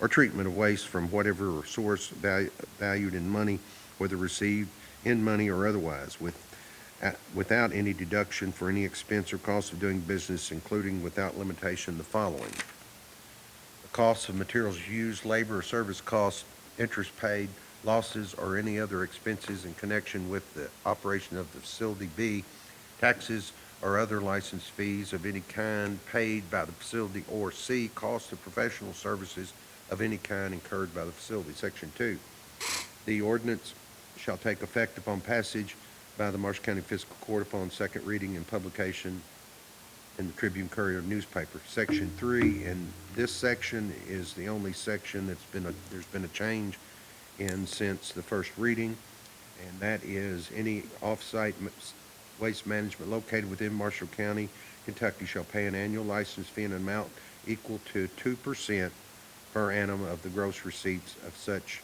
a waste management facility. B, any solid waste landfill located within Marshall County shall pay an annual license fee in the amount of equal to 5% per amount of the gross receipts of such waste landfill. License fee shall be increased by 1/4 of the gross receipts of waste received at the landfill from outside the planning area. And C, any hazardous waste facility involving land disposal, including a regional integrated waste treatment and disposal demonstration facility as defined in KRS Chapter 224, shall pay a license fee in an amount equal to 5% per annum of the gross receipts. Section 4, each person subject to the license fee imposed by the ordinance shall remit quarterly the payment due for the preceding quarter to the administrator, together with a waste management facility license fee return in the form provided by the administrator. Quarterly returns and payments shall be due as follows. Number 1, the payment and return for the first quarter of each year shall be due no later than May 1st. 2, the payment and return for the second quarter of each year shall be due no later than August 1st. Number 3, the payment and return for the third quarter of each year shall be due no later than November 1st. Number 4, the payment and return for the fourth quarter of each year shall be due no later than February 1st of the following year. B, the administrator shall have the authority to extend the filing of said return in his discretion. Such extension shall be upon the written request of the licensee, provided, however, that any balance unpaid when payment is due shall bear interest at 12% per annum until paid, and at no such extension shall exceed 60 days. Section 5, it will be the duty of the administrator to collect and receive the license fees imposed by this ordinance, to keep records of the amount received by him from each licensee and the date of such receipts, and to pay all money so received into the county treasury upon receipt. Section 6, the administrator is hereby charged with the enforcement of the provisions of the ordinance and is hereby empowered to take all action which he may deem necessary relating to any matter or thing pertaining to administration and enforcement of the provisions of the ordinance, including without limitation to the re-examination and correction of returns as to which an overpayment or underpayment is claimed or found to have been made, and the rulings made by him shall be binding upon the licensee. Section 7, the administrator or any agent or employee designated in writing by him is hereby authorized to examine the books, papers, and records of any licensee or supposed licensee in order to determine the accuracy of any return made, or if no return was made, to ascertain the amount of the license fee imposed by the terms of this ordinance. Each such licensee or supposed licensee is hereby directed and required to give the administrator, his duly authorized agent or employee, the means, facilities, and opportunity for such examination and investigation as are hereby authorized. The administrator is hereby authorized to examine any person under oath concerning any information relevant to the collection of the license fee imposed herein, and to this end may compel the production of books, papers, records, and attendance of all persons before him, whether as parties or witnesses, as he believes to have knowledge of such information. Section 8, any information gained by the administrator or any other officer, agent, or employee of the county as a result of any returns, investigations, hearings, or verifications required or authorized by this ordinance shall be confidential, except for official purposes and except in accordance with proper judicial order or as otherwise provided by law, provided, however, the administrator may disclose to the Commissioner of Revenue of the Commonwealth of Kentucky or his duly authorized agent all such information, and may permit him or his agent to inspect any books and records of the administrator. As this said, Commissioner of Revenue of the Commonwealth of Kentucky grants the administrator the reciprocal gift right to obtain information from the files, records, and of the Department of Revenue of the Commonwealth of Kentucky and maintains the privileged character of the information so furnished him. Section 9, the ordinance is passed in accordance with KRS 68.178.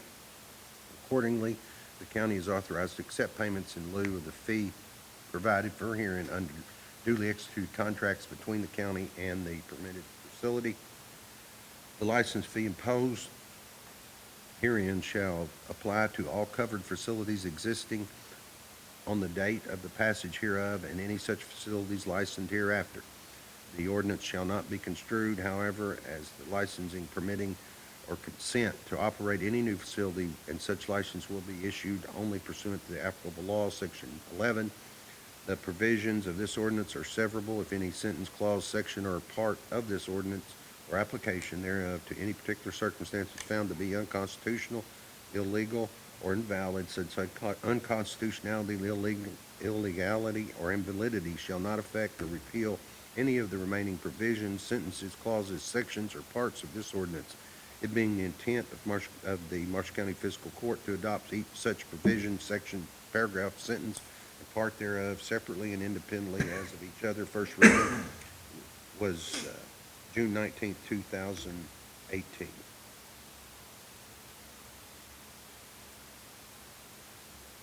Anybody got any questions about the second reading of the ordinance?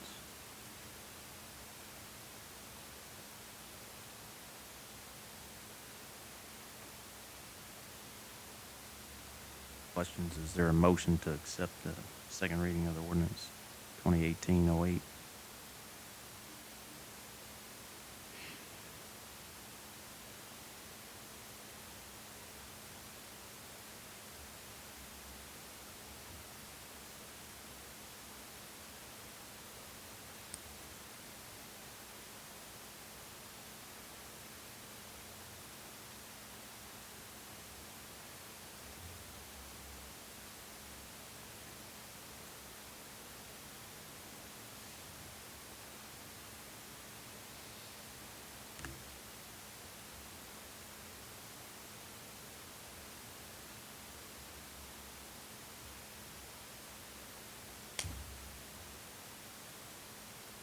Gentlemen, do you have any comments?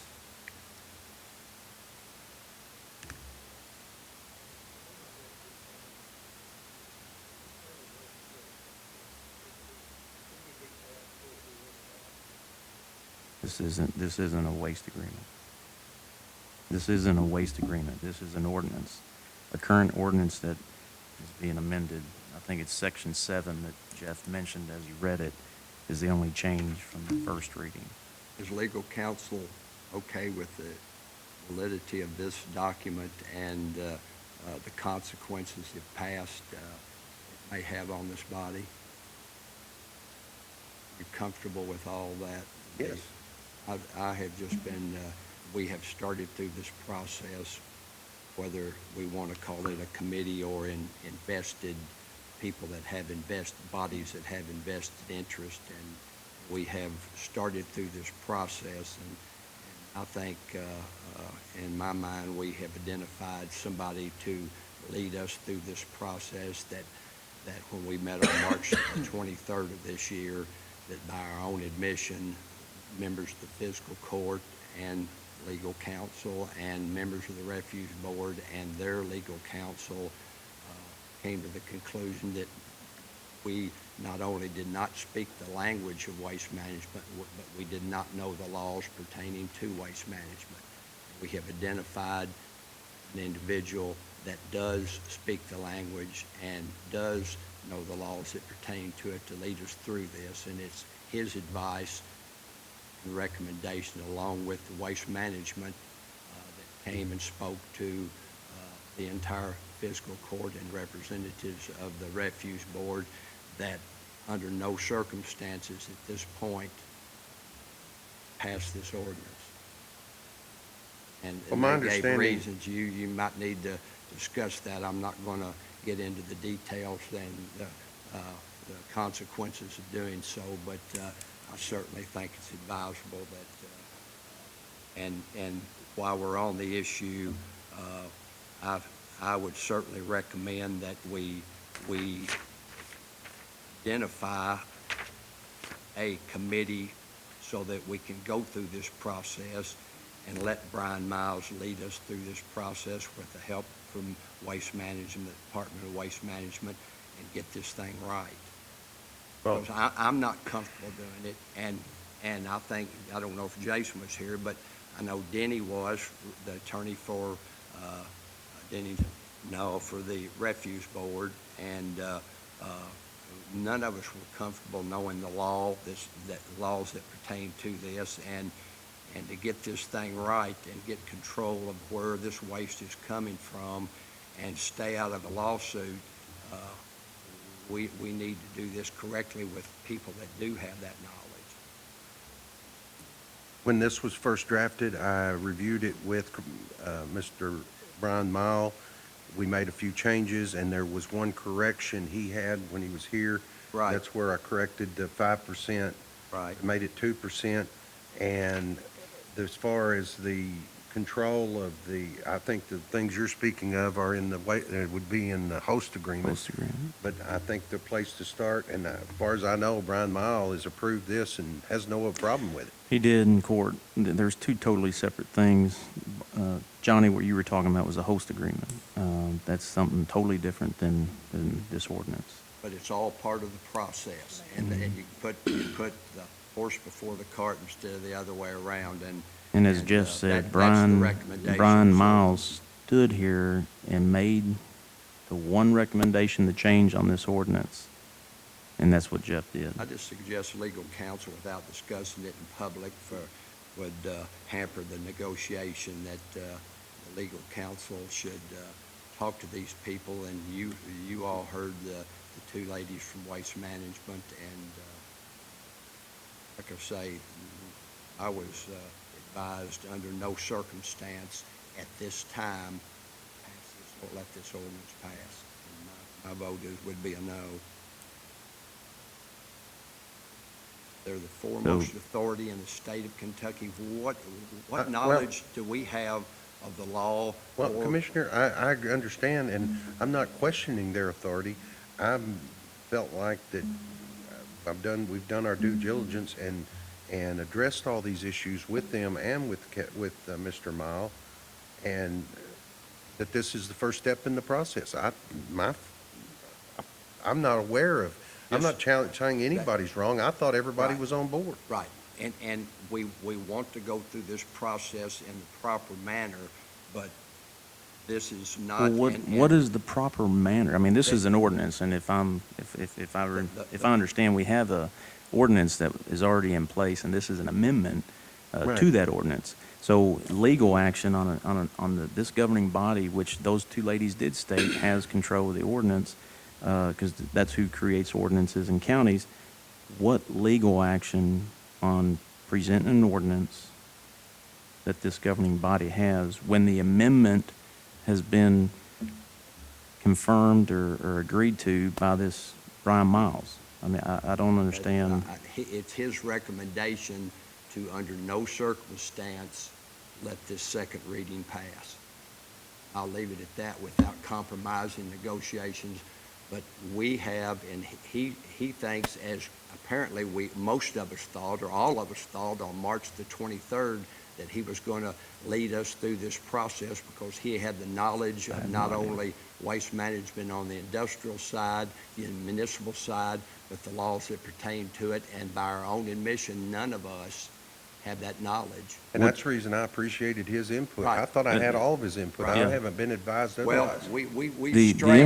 we strayed from the path we started from, whether you call it The information invested that was parties or presented. a committee. We need to form a committee so that we can do this, so everybody's on the same page.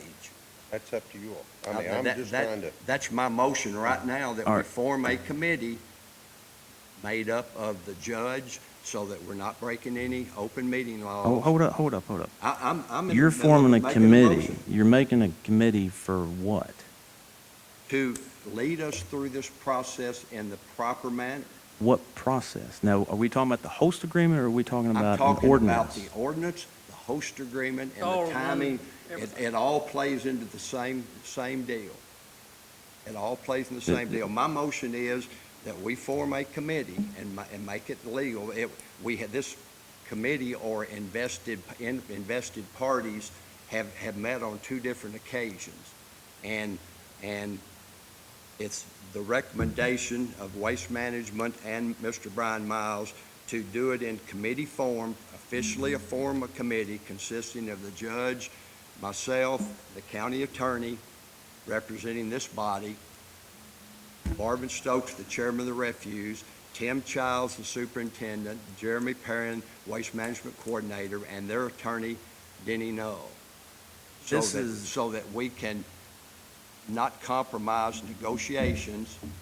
and This not is a violate second any laws. reading And we will have of to an bring ordinance. that back, anything that's decided in committee, we will have to bring that back, the judge and I and yourself, the county attorney's office, to the fiscal court for full approval, and likewise with the refuse board. Let me just And we're cut to doing the this- chase. Let me just point out, when Brian Miles stood here, the gentleman you're talking about, he said, in regards to the host agreement, and we're totally getting way off of what is on the agenda, he said that he wanted to write it up, in which he did.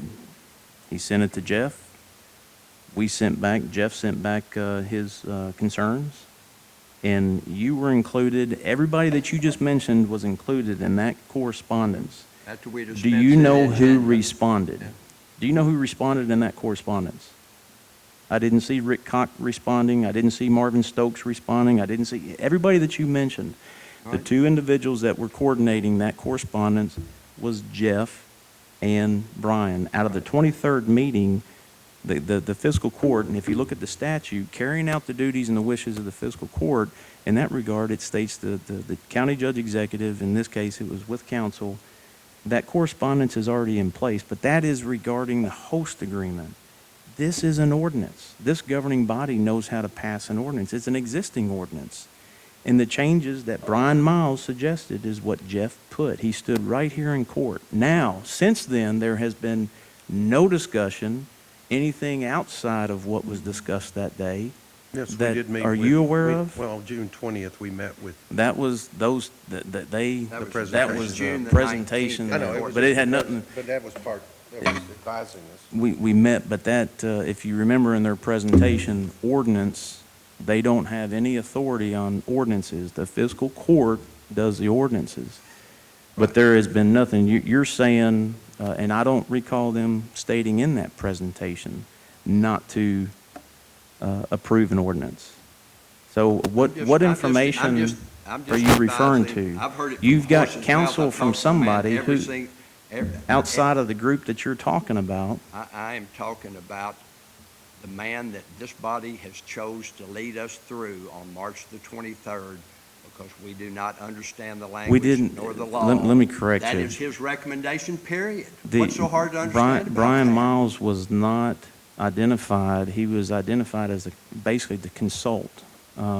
That's because because he's the in- only one that understands the laws as pertains to this and the steps Well- that you go through, and he is leading us through this process, and he has the blessings of the people in waste management that have been here numerous times to help us through this process, and we need to listen to those people and do it properly. And Jeff can have conversation with Brian Miles, and he can tell me that I'm not going to divulge that to the general public because it'll hamper negotiations, but he can tell you exactly why he told me not to, under any circumstance, make sure this second reading passes at the time. Has there been conversations outside the group that's been identified on not passing this, Just in the emails regarding the host agreement. the host agreement? This- There's been no once other this- conversation. Once this was okayed, I've gone forward with it. What are you referring to?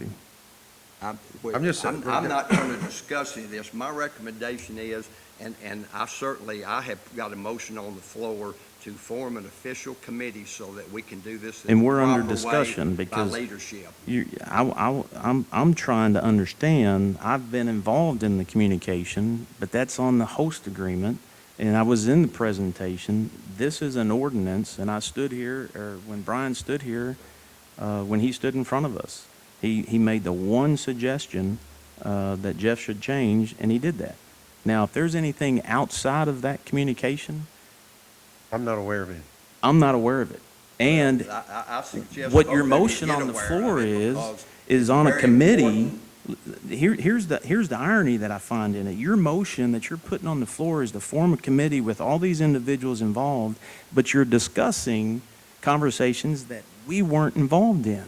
Well, that's because when these people came on June 20th to help us, to guide us through this thing, they weren't even allowed on the agenda.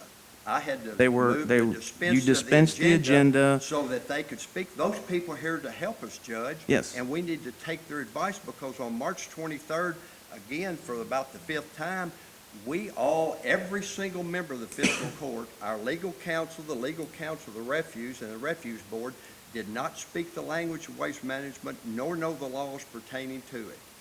Well, And those people do. They're here to help us do this and clean up a mess. well, when you tell them to show up when they're not on the agenda, it's not quite a problem. It was on the agenda. It was not yanked on from the agenda.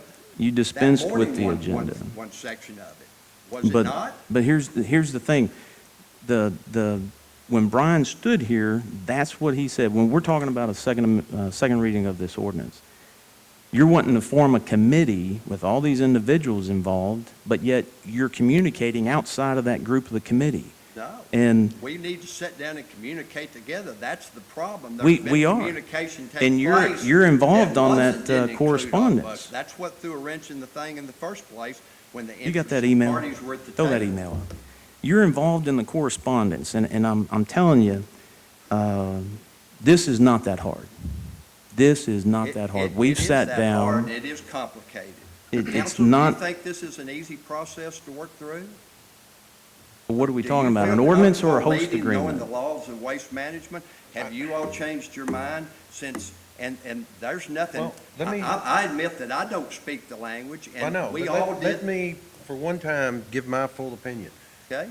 This ordinance, the host agreement is where the complications are. The ordinance, as Brian Mile and I went over it, matches the statute now.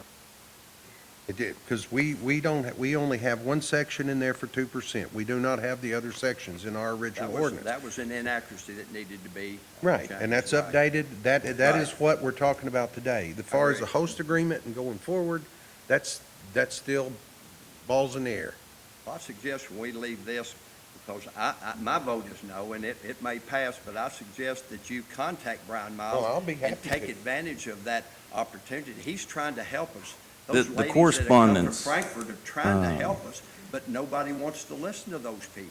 Well, They're actually, trying to lay through the we process have step been. by step. The correspondence from Brian regarding the host agreement was June 28th.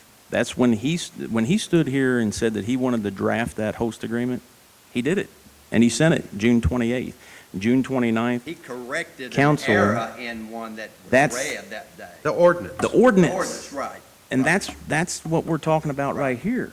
What you're talking about, forming a committee, is that. There's two totally different things here. You are incorrect. According to the people that have been through this process many times, it's all one. First I've It's heard two of it. entities, obviously an ordinance and a host agreement, Oh, the very but there is same a thing. process that you go through that these people have been through numerous times. That's what the state of Kentucky and Waste Management is there to do. Those ladies that you wouldn't even let on the agenda until we dispense with the agenda, to help us, that got up at 1:30 in the morning in Frankfurt that can't come to our court meeting, weren't allowed to speak. I'm till we going dispense to the tell you, agenda. I'm going to tell you right now, when you tell them to show up to a meeting when they're not on the agenda, They were on the agenda. that's not my. It was yanked from the agenda. I'm going that to tell you, morning. I'm telling you right now, the things that I have a problem with is infactual comments. I was standing beside her when you were talking to her on the phone and when she advised you that they were not on the agenda. And that was the day before. Now, I'm not going to sit here and tolerate it, that you're going to sit here and say that they were on the agenda. They were on the agenda. You that I got were told Thursday the day morning. before, Friday, that Friday, you were told that they were not on the agenda. You tell them to come up to fiscal court didn't when tell it's them to not come on the up. They had agenda, already made that is plans to not come my, there's nothing I can do about that. But I'm a member of this body, and if I feel so inclined to have a guest here that wants to speak and help us and the people that Well, I then, represent. I'm going to stand my ground when you say that I denied them access. They weren't on the agenda to begin with, and you knew it. Exactly. They They- were Thursday they when got I to and they were speak. Friday, and they were Monday. Listen, the second reading is of the ordinance, and they have stated the ordinance is, the only body that can pass an ordinance is the fiscal court.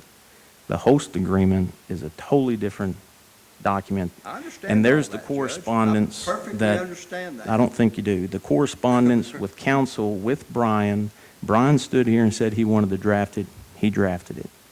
And then counsel has been communicating with him.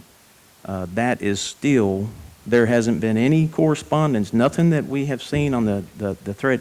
And this email thread was created by Brian Miles. He tied everybody into it. He even sent it out. You've been corresponded on it. No response from you. No response from the chairman. The only person that has been communicating in that correspondence, I've read it, but Jeff had responded to him and already knew what was in the material when he sent it. So Our second when we meeting talk with about Waste communicating, no, I'm going to correct you. When we talk about communicating regarding the host agreement, we've had communicated with, the correspondence is there. Now, the ordinance, there was one change suggested by Brian, and that change has been made. And I don't think you do understand unless there's something that is being discussed outside of this group that's been identified to do the communication. I trust the man that this body identified on March 23rd, and I certainly trust the state of Kentucky and Deborah DeLong and Lynn True with the waste management. They're trying to help us, and this body is not wanting to take their help. They have been here numerous times to try to help us. They understand the process. They understand the pecking order of the process, and their recommendation to me was, or their advice to me was, individually, one person, me, under no circumstances at this time, let that second reading pass. Why and when?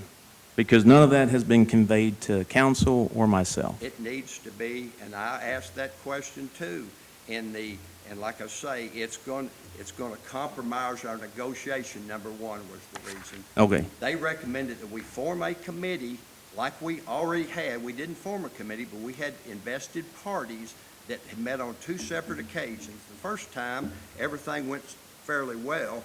The second time, there was a wrench thrown in the thing. We're not talking about the process- ordinance. That was, The ordinance here's the thing that, go hand that, in hand with the host agreement as part of the process, Judge.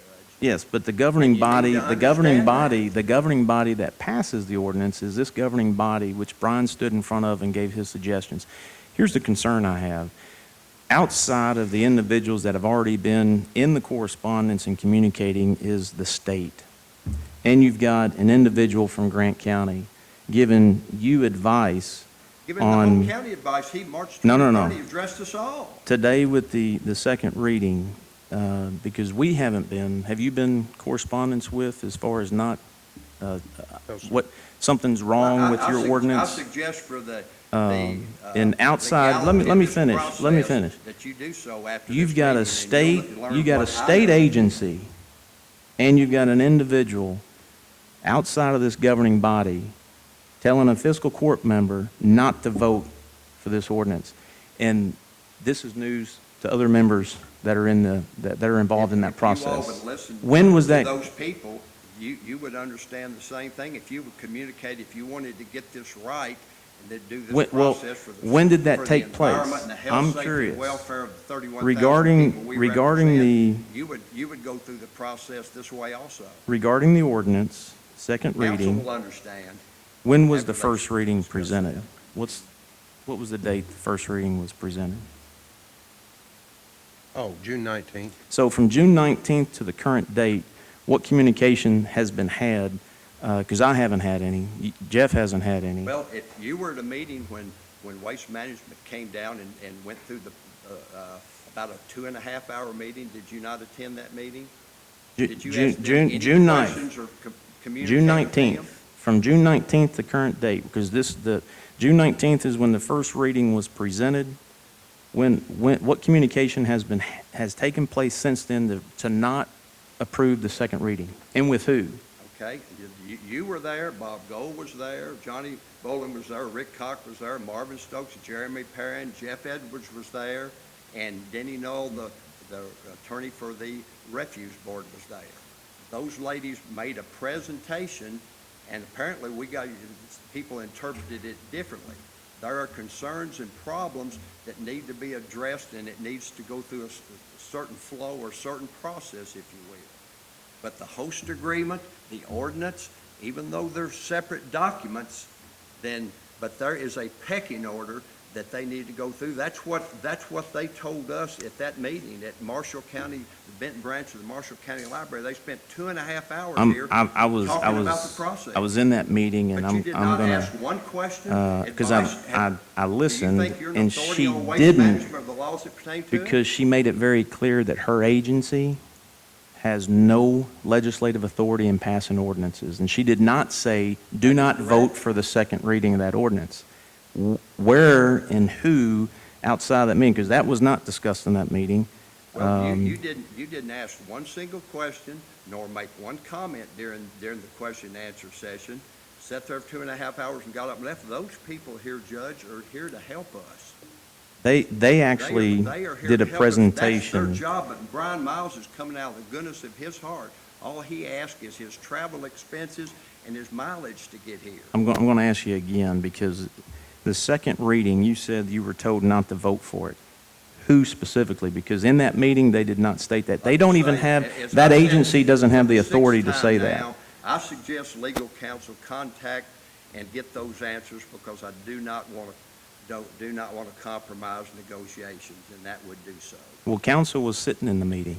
Did you hear them state, do not vote for the second reading of that ordinance? My recollection is it was a review of applicable laws in regard to management facilities and suggestions in regard to possible All part of the big picture. violations and that sort of thing. Yes. I honestly, I didn't think there was any concern or questions about this ordinance. Well, No one has expressed it to me as well. With Mr. Miles, you all have been back and forth on, and I have seen the comments back and forth in email conversations, and there are some concerns. That's a host agreement.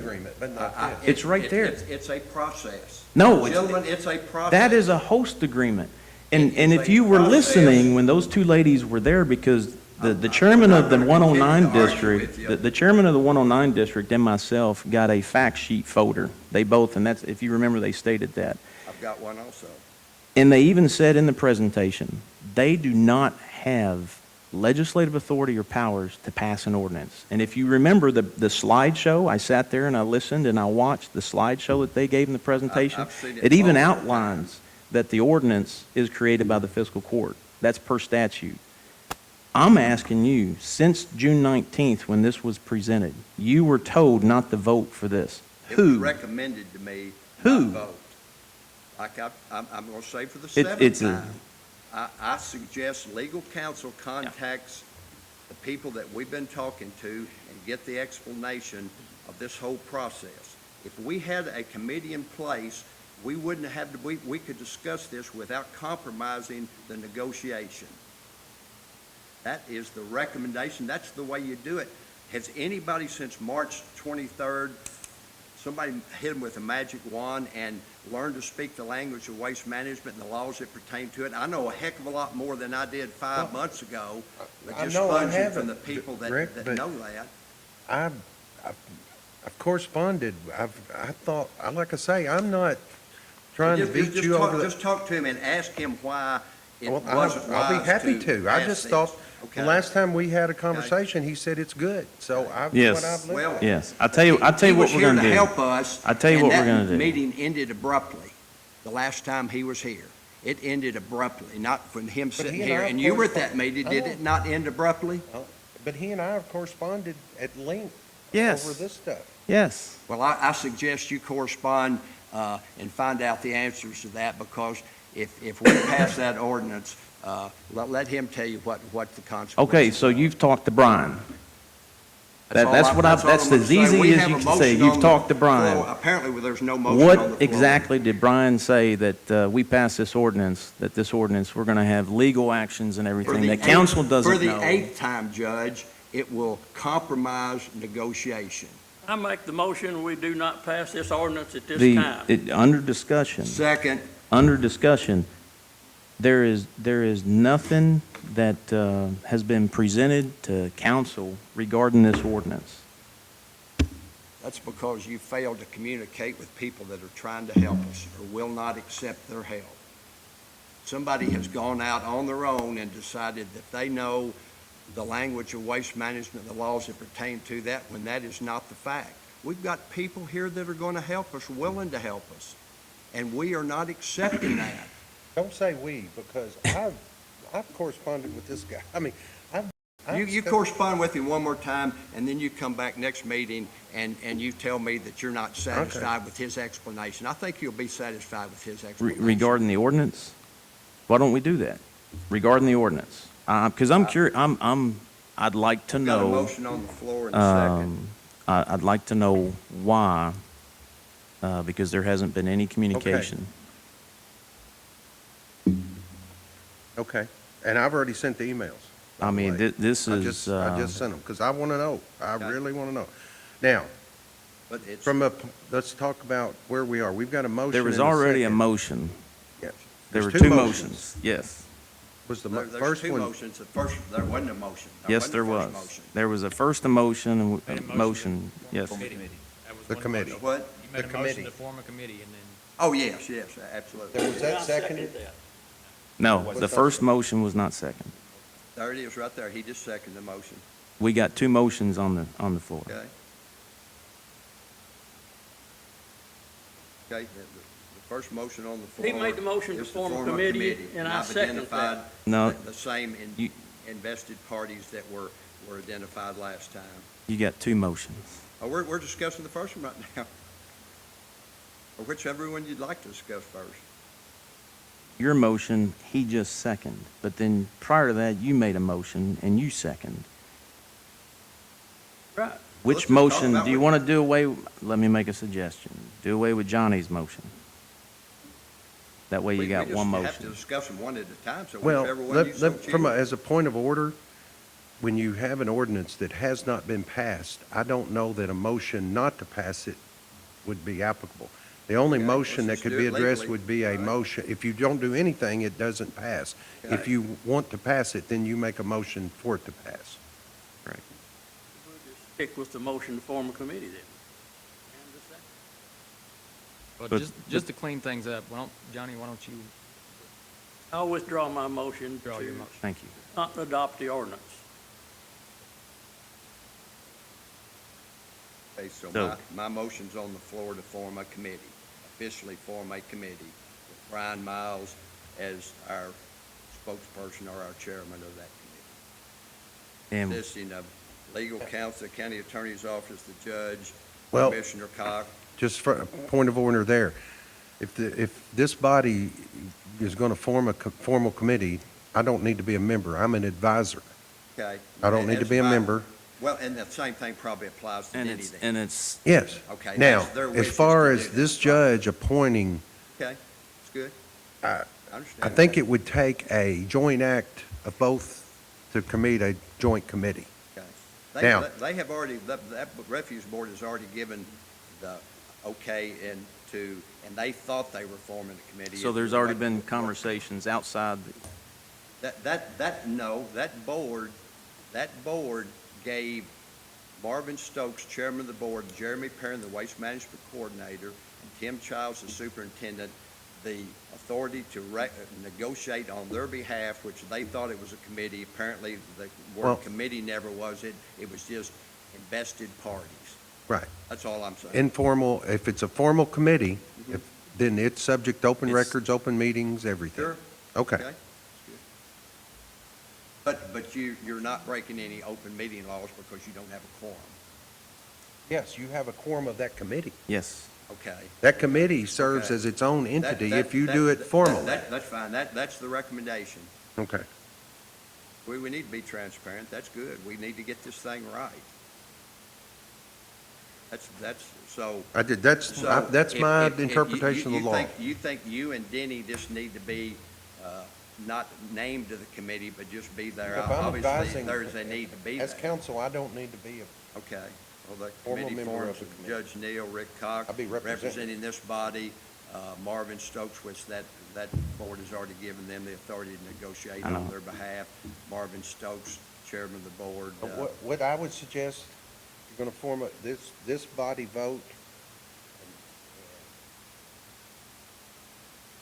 you know, I mean, you can't require them to be on the committee. I assume they will vote and do the same. They've already done that. They thought they did it the last time when we met 2 times and started this process. They thought it was a committee, and apparently there was word about the problems with the terminology, a committee, whether you want to call it a Actually, it's committee or not terminology an because invested parties or words whatever. have meanings, meanings have implications. When you say committee, they're subject to open record laws, open Sure, meetings.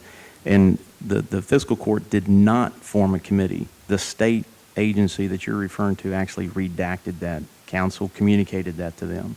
We have to speak in clear and concise terms because if it was a committee and we had met and we didn't follow the open meeting rules or laws, then we would be in violation of I law. understand that. What we're trying to do is form a committee, but yet it's subject to open record and open meeting laws. So Sure. things that are discussed, to some degree, can be requested if it were to go to litigation. It totally contradicts of what your argument was. My argument is that we do this properly, and we were headed down the right path until a wrench was thrown into the process, and it totally changed courses. And whether you want to call it a committee or invested parties, I mean, it's fine. Can we form- Let me just can- state for the record, the correspondence that was requested by Brian Miles, Brian Miles actually created, technology is great. He created it. He asked for it, he created it, and that's the correspondence that we're following. All parties are involved already. If you choose not to correspond on the correspondence that everyone is using, and you want to do it outside of that, we don't have any control of that. But as far as the correspondence that the council and myself has been involved in, that's what we've been doing. You know how far that process has gone? Zero. We would have been through with this process if a wrench hadn't been thrown in it at the second meeting when we sat down with. Actually, Waste Path is ready to go. Right. We've been corresponding. We're ready to We go. would have been ready to go too, but you're not ready to go in the proper manner. You, by our own admission, nobody speaks the language or knows the law pertaining to it, and we're barreling down the road, and we're headed for disaster if we do that. And it'll be explained to What- council when that happens. Just call him and ask him. I don't care if you call it a committee or what you call it, invested parties. That would be Well, fine. again, what you do call it, if we form a committee, Okay, it's let's stop open. dancing around and bird walking around the issue. It's open to Let's just subject do it. meeting and Let's open just- laws. Counselor, what we have in What do we place- call this group? What we so have in that we place can is not correspondence with all compromise, parties. Negotiations. What do we call this group? Well, Invested parties? well, it doesn't matter. If you formally do it, it don't matter if you call it a, Yes. Okay, so it's, You know, okay, if so it's it's open, informal- it's open, okay. if it's informal, like what I thought it was in the beginning until Mhm. everybody started playing this committee card and we have to do this. That's what caused me to, that's my job, to raise legal issues. And I just said, if it's really not a committee because nobody voted, it just, We did not. both, there was a consensus that Okay, we meet with them and do it. Can we just have a consensus that those same people get together? I think it'll be very They- beneficial. They are, right there. You're looking at it. Will you look at read that up top of all the parties that are involved? That is inaccurate. Just hang on. Brian Miles, Kevin Neal, Marvin Stokes. Speak in the mic, because I Oh, want sorry. people to understand Okay. this. Brian Miles, Kevin Neal, Marvin Stokes, mcsolidwaste@gmail.com. Which Danny we- Knoll, Doc Cock, Marvin Stokes, Tim Charles. All the parties are involved in that correspondence, including yourself. Now, outside this correspondence, I understand that. we don't, I don't, I know council doesn't, we have no clue what you're talking about, that there's a disaster out there. Well, there is, and if it takes one phone call, and again, for the ninth time, without compromising the negotiation, I suggest legal counsel get that answer beside, and I'm not gonna broadcast it right here, but there is a process, and this body, by our own admission on March 23rd, Jeff, why don't we move on with the does not understand agenda, that process. and you call him, Okay. because this is information that is new to me. I have no clue what he's talking If about. you would have listened to him instead of tossing the check at him, and the last time he was here, in the hallway, and making that comment, that's what threw the wrench in the whole thing, the whole Whoa, whoa, whoa, process. wait a minute. The whole process. We're talking about June 19th, when this I'm talking ordinance was about presented. when we started, these invested parties met for the second time. June 19th was when this ordinance was presented.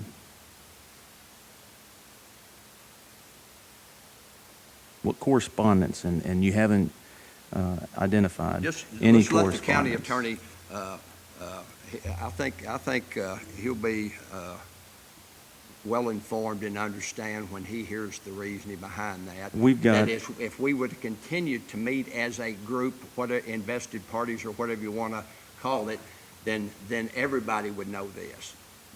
Some people do not want to take the information that's being provided for us by the people that understand the laws that pertain to this so that we can do it correctly, period. We've got a motion that Why don't we hasn't table passed. this until you get in touch, Okay. because we still got a lot on this agenda. Well, we're 'Cause not I'd be we're not curious. going to discuss this, or I'm certainly not going to discuss this. Well, we're going to until- find out Well, what disaster is out there that we don't know That's fine, about. but that's why it's going to compromise negotiations, and that's why we're doing it in this manner. We're going to, That's fine if he tells him that. That'd be great. we'll table it until he Should've gets happened back. a long time ago. Ordinance 2018-09 ABC Amendment, second reading. You got that, Jason?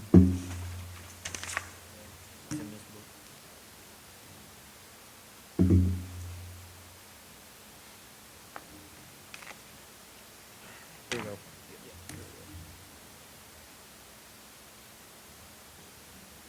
All right, this is the second reading of 2018-09, ordinance amending ordinance 2015-05, regulating the sale and consumption of alcoholic beverages in Marshall County, Kentucky.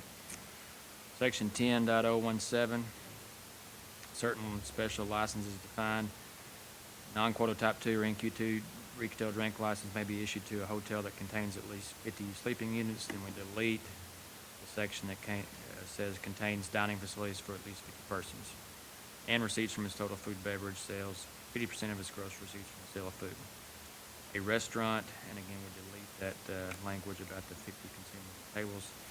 An airport, a riverboat, a distiller, or a business located within, adjacent to entertainment destination center licensed premises.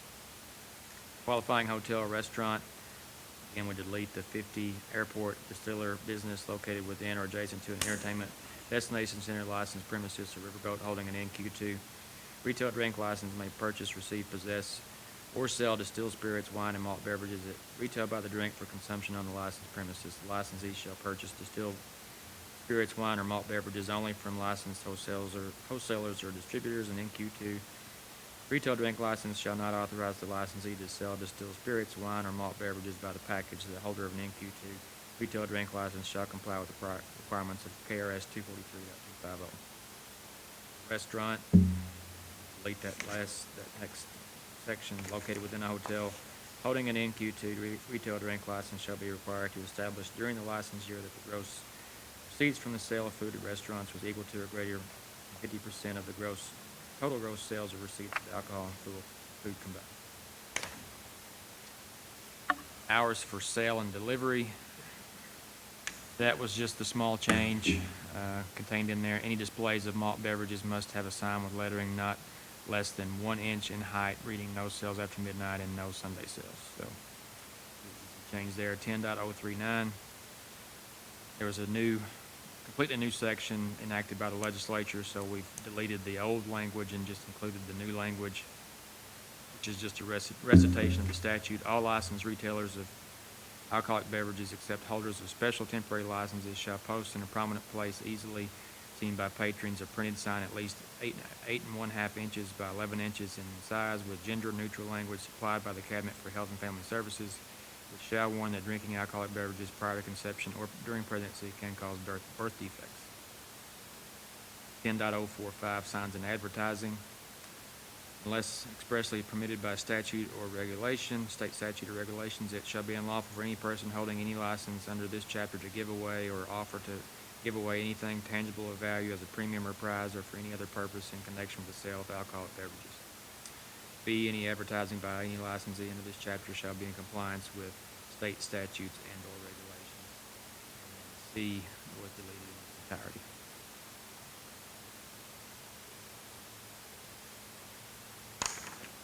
This That ordinance is the- exists to clean up the laws, the changes in the laws, that basically, for the most part, Yeah, it's just to mirror what the legislative legislature changes. just passed. Okay. Move that we adopt. Except for 10.038 was just. Right, right, a Plan that just Scott recommended on his own. right. Move that we adopt. Second. All those in favor say aye. Aye. Any opposed? Motion carries. New business, bid advertisement, Camp Creek Bridge on Calvert City Road. Yeah, I'm asking permission to advertise for the bridge on Calvert City Road. It's a 60 by 24 foot, and when we had the hydraulic. Say again? 60 by 24. When we had the hydraulic study completed by BFW, they recommended that we go with a pre-stressed concrete bridge there.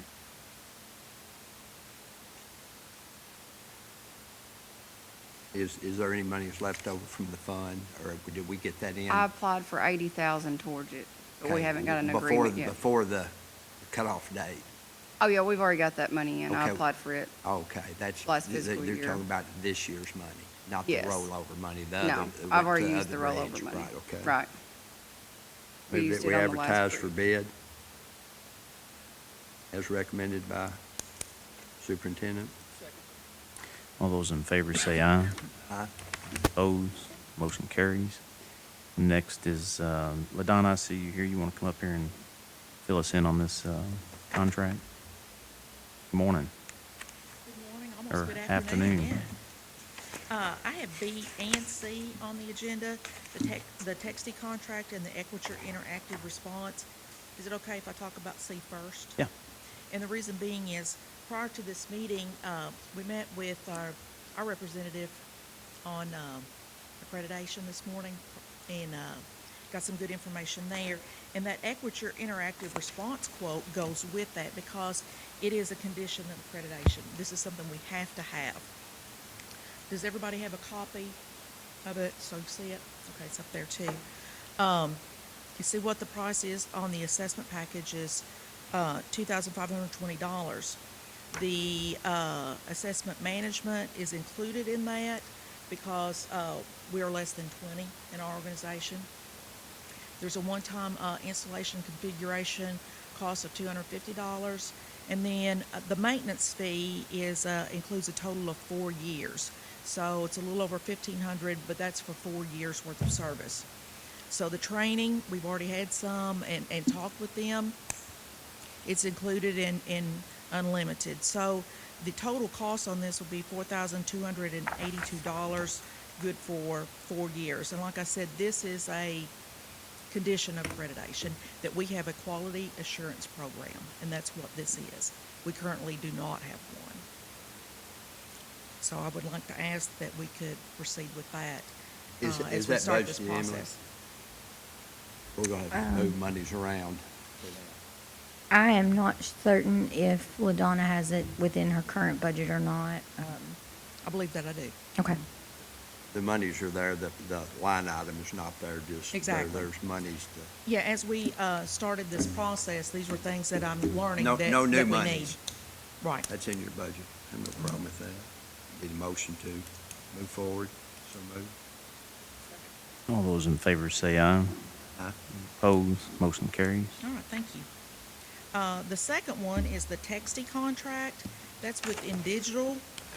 This is a text to 911 service that I'm very interested in. This is not a condition of accreditation. This is something that we feel that we could really use. The Exhibit D talks about the pricing towards the end. I'll be honest, I really wish we'd had this in January. I think this would have been so beneficial for the high school students, that they would be able to text us and give us information. We wish a lot of things about. I know, I know, January. and that's why, having talked to the director in Carlisle County, they have that, and he says, no bugs in it, it works. It's about a 6-month process from the time we would actually start till it's fully implemented. We would not go live until we had practiced many times sending out text. It would be about 6 months before we'd actually receive a text and then go forward. It's also beneficial to the hearing impaired community as well. And there's so many instances we could probably come up with where this would be beneficial. When I was at the NENA conference in Nashville, I was actually able to do a demonstration of this. It's very simple to use. If I can use it, I know the rest of them down there can use it. So and it won't be overwhelming. According to the people that I've talked to that use this currently, it's not an overwhelming thing. We would like for it to be where it interfaces with our CAD. Currently, and there's a charge on here for that, it is $940.95. That's not a charge we would have immediately. Our CAD vendor is Caliber, and they currently do not interface, but they're working on it. I was in Indianapolis a couple weeks ago at Caliber. So they are working that issue. That's a cost that will come later, not necessarily right now. So if you see those costs, the total annual recurring fee is $4,328.37, and the non-recurring for the actual just installation is $4,500. The recurring service can be broken down into a month-by-month fee, approximately $360. It is based on population of who we provide a service for. So that's what it comes to for our population of our county, since we dispatch for everybody. Is this also something that's needed for next gen? Yes, it would be very beneficial. And of course, that's probably going to be a mandate within the next 5 years, that we are totally next-gen ready. Yeah. And that's what I'm looking forward to with the building of our new facility, that we are next-generation 911 ready. It is going to be compatible with what's in the future coming Yes, sir. down. It would be compatible. It's not going to be something we're going to toss out. No, sir, and- not at all. This will Okay. be compatible. That's one of the first questions that I ask. I Okay. don't want to get something that's not going to be good next year. Well, And I think it's important too, and I appreciate what you're doing. We have to be prepared for that potential mandate. Exactly, because that could be a huge cost if we don't go ahead and do it now. We build a new facility and just continue on as is. It's going to be huge costs within 5 years. So we want to go Again, now, is be that ready. in your budget?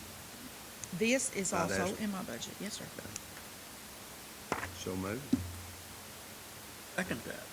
Favors say aye. All right, thank you. Opposed, motion carries. Thank you very much. Thank you, LaDonna. We'll go under new business judicial building maintenance agreement. Judicial maintenance agreement. Yeah, so a while back, I talked to Tracy after we were doing a lot of upgrades to the judicial building, heating and air, and talked to CMI, and so we have a maintenance contract in front of you to be approved for the judicial building, and the AOC has already looked at that and reviewed it, and they're good with that too, so that's just a maintenance agreement for all of our HVAC equipment at the judicial building.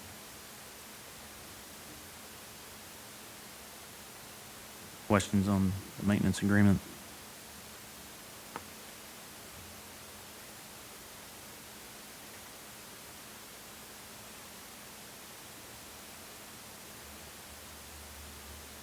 On your contract. Yep.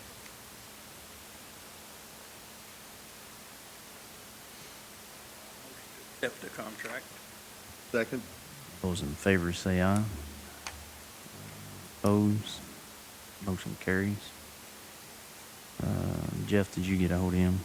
Yes, I've talked with Mr. Mile at length, and as far as the legality of this ordinance, there's no question that it's in proper form, but he has raised a couple issues that I want to discuss with council for the landfill, or for the district, and as far as going further with our working on our host agreement.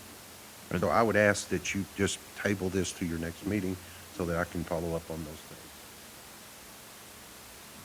So they are, the legalities of the ordinance is in place. Yeah. I mean, yes, it will do what we are expecting it to do, but there are some, and well, I'm not going to go in any further. My suggestion is table it till the next meeting so I can do some follow-up. Okay. That was the same message that I received. From Brian. We'll move on with new business, the PACRO grant we submitted for. We got the PACRO dollars, $200,000 for the Southwest One. So I believe what we had discussed is to receive these dollars, but then also forward these dollars to the IDA, the County Industrial Authority. We already took action on that. Did we take a vote on that? Do you remember?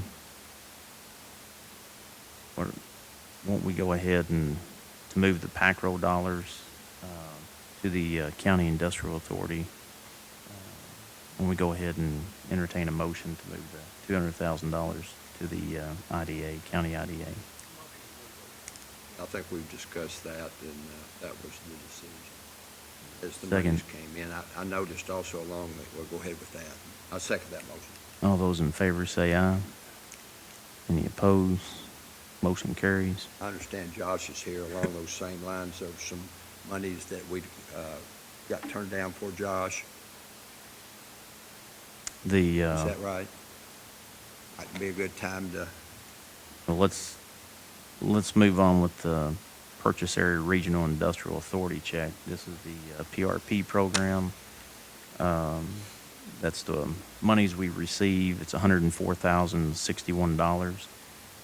That grant application was approved. And same thing, we need a motion to move those dollars to so moved.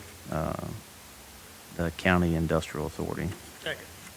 All those in favor say aye. Aye. Opposed? Motion carries. What was your question? I Lynn? just don't let one of Josh, he's got it. Just kind of comment on some monies that we got turned down for, Yeah, so we submitted a grant to and the TVA. significance of it, Pardon? and the significance of Okay. it. So when we put this project together for an industrial park, this is something we've been working on for several years now.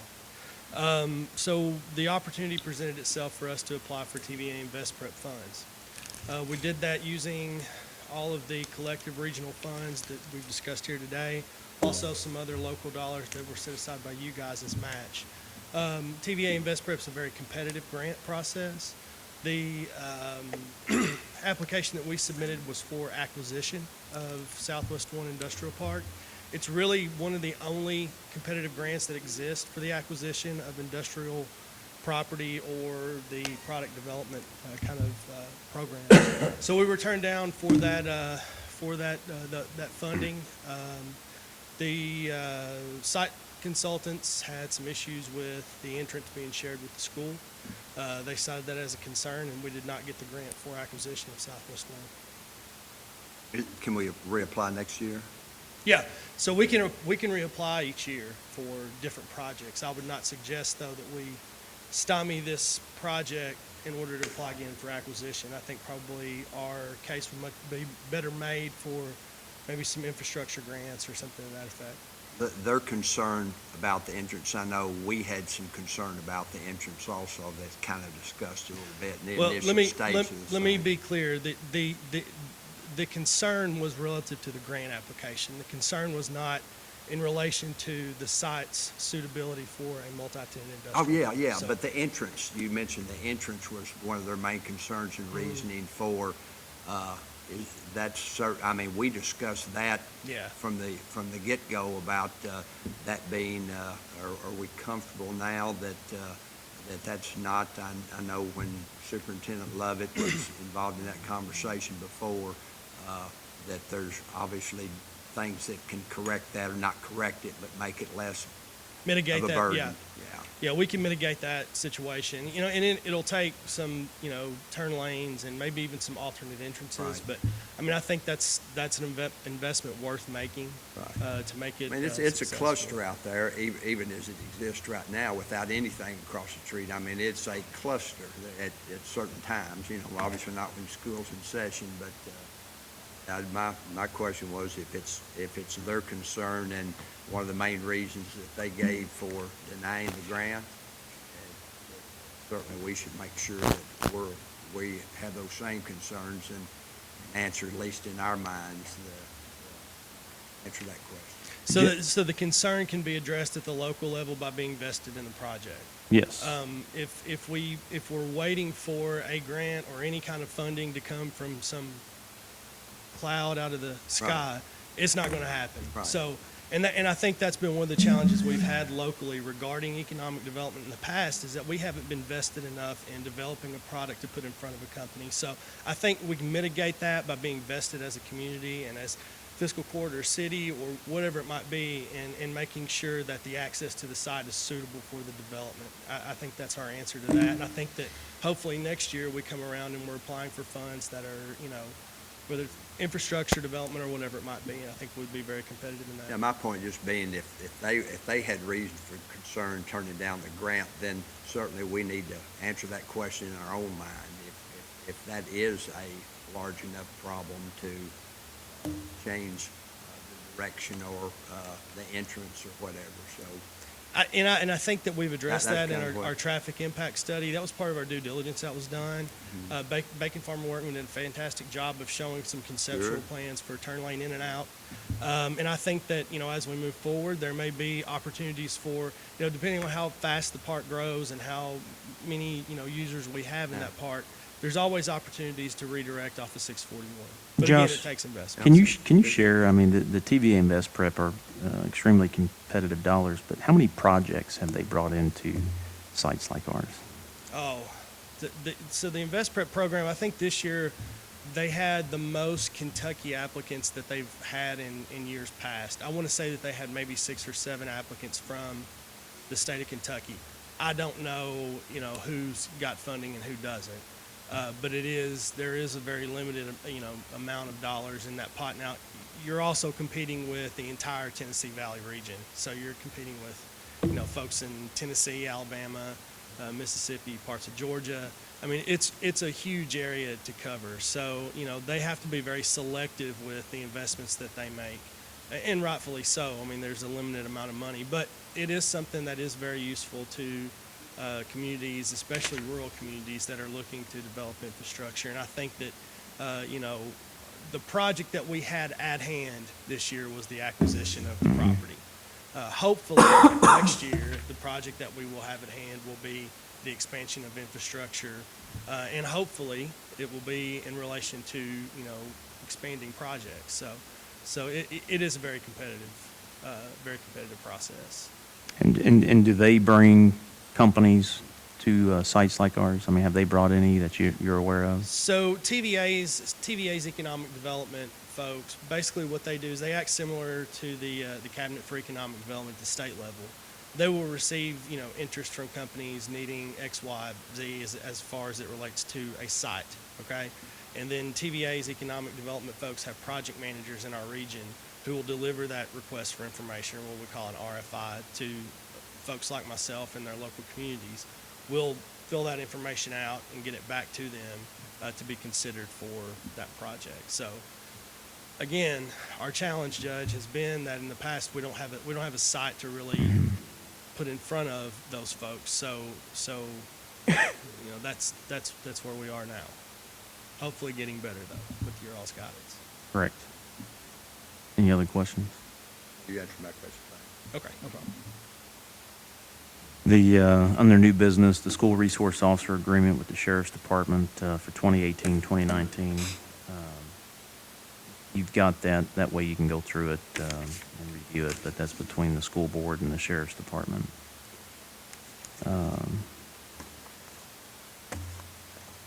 Under new business, the Marsh County Industrial Development Authority agreement.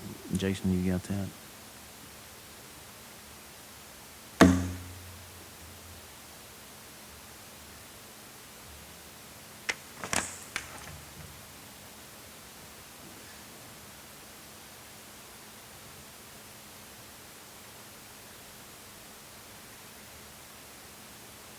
All right, memorandum of agreement. Whereas the Marsh County Industrial Authority, MCIA, is soon to be in a position to acquire certain tracts of real property commonly known as the Southwest One property.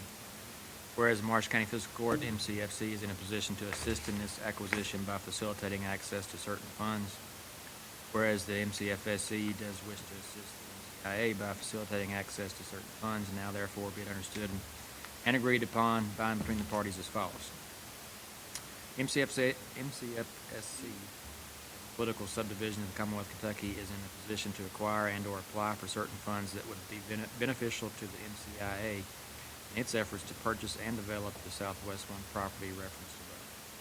These funds include, but are not necessarily limited to, the annual TVA and tax and grants from various sources. MCFC does hereby agree to act as a conduit, as permitted by law, to facilitate the MCIA acquiring these funds as they become available for purposes of purchasing and developing the Southwest One property referenced above. MCFC does hereby agree to use its best efforts in applying for these funds as they become available and to then transfer those funds to the MCIA. MCIA does hereby agree to keep the MCFC informed on the availability of these funds as they become available. MCIA does hereby agree to use its best efforts in appropriating these funds in a reasonable and prudent manner for the purchase and development of the Southwest One property referenced above, and to at all times keep the MCFC on developments with this project. In recognition of the mutual covenants and agreements referenced above, the parties hereto have hereinafter subscribed their names by their respective representatives. There was a second edition that I sent. After that I sent had a provision number 7.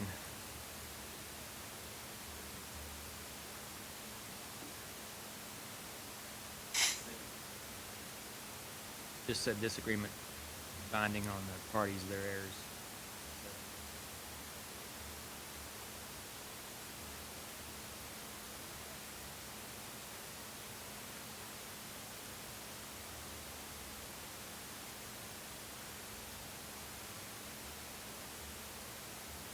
Last provision, all it said was this agreement is binding on the heirs, successors, and assigns of both parties is essentially what they said. Not anything really substantive. 2 things on this agreement. I did work with George Long on this, who's a committee member on the Industrial Authority. I sent that to him for his comments and suggestions. He was okay with the language that it contains. Josh still here? Yeah, Josh. The only question that he and I both had, and on number 2, it says these funds include but are not necessarily limited to the annual TVA in lieu of tax and grants from various sources. And Josh, do you think that needs to be anything elaborated on as far as sources there, or is that good enough for you? Okay. I didn't know how else, if anything else was out there to throw in there or not, but I'll let Josh comment on that. Will we be able to separately identify those funds from that bill versus the bulk in lieu of tax payment that we get? Yes. So those specific TVA in lieu of payments will be coming. the agreement will serve as the agreement between the Industrial Development Authority and the Fiscal Court. So the funds will actually come to the Industrial Development Authority.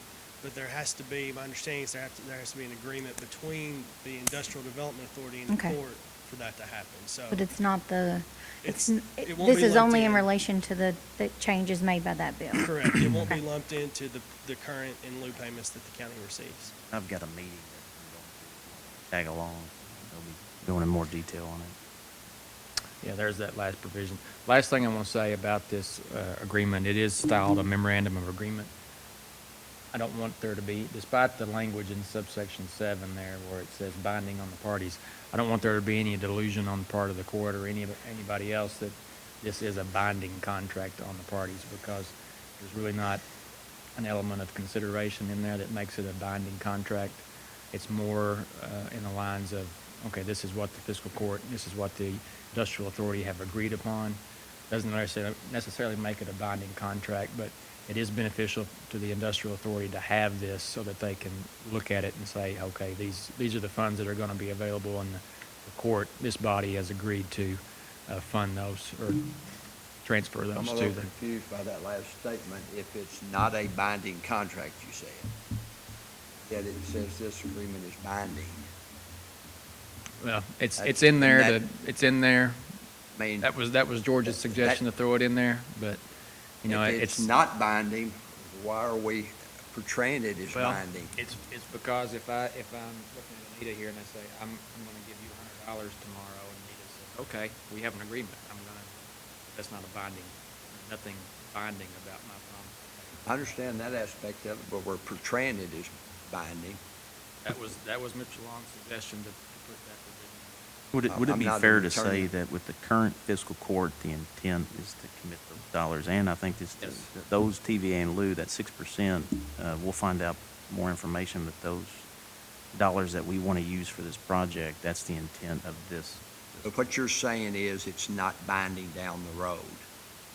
May not be. I mean, it could be, depending on the actions of the parties. Well, yes. Well, and I'm sorry, Jason, but binding in that you have advised the board as it exists, and this board has come up with an understanding Right. of what they want to do. That is our If feeling. if I that- think everybody. Those board members start doing something in a different direction, you can rely on that, and if you don't reappoint them, that's, I mean, it's not something you can file a lawsuit on, and, because it really doesn't say anything, it just states policies, basically. Rick, I think, and I'm not going to speak to the industrial board because I'm not on it, but I think that part of this agreement too will be used to show financial institutions, should there be financing that those in lieu payments would service, that it would show that institution that there's a commitment. Okay, and I Correct. understood that from prior. I just, the statements you made that it's not binding, and then number 7 says necessarily. binding, Not it's kind of necessarily. confusing to me. Going back to this example, if I say, Anita, I'm going to give you $100, Anita acts in reliance on that to her detriment by going out and promising somebody else that when he gives me this money, I'm going to give you that money, or she promises she's going to purchase something, she's act to her detriment on my promise. Right. Then she can hold me to that, possibly.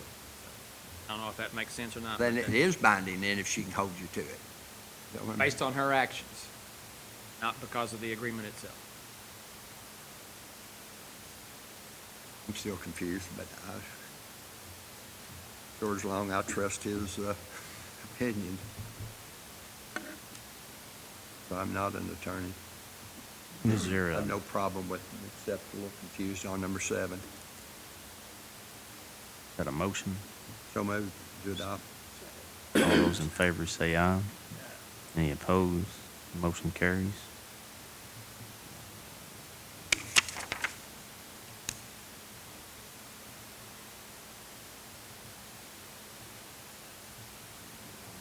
Didn't we have another document? We got the annexation. Is that another one?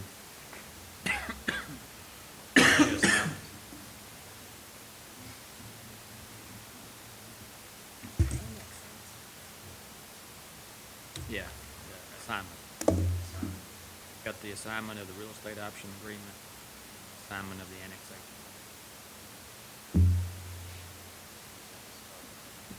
Signed by, It's not been signed by anybody yet.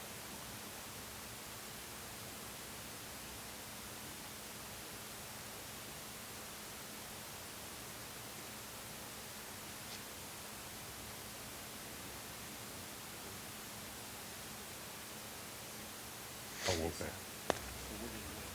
Oh, okay. Do we need action?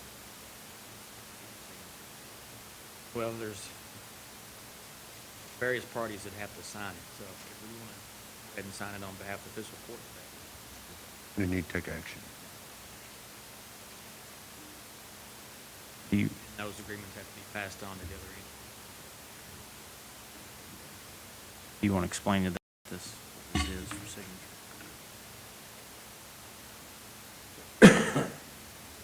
As you all know, we have the fiscal court has the option on that property. This assignment of the real estate option agreement signs that option.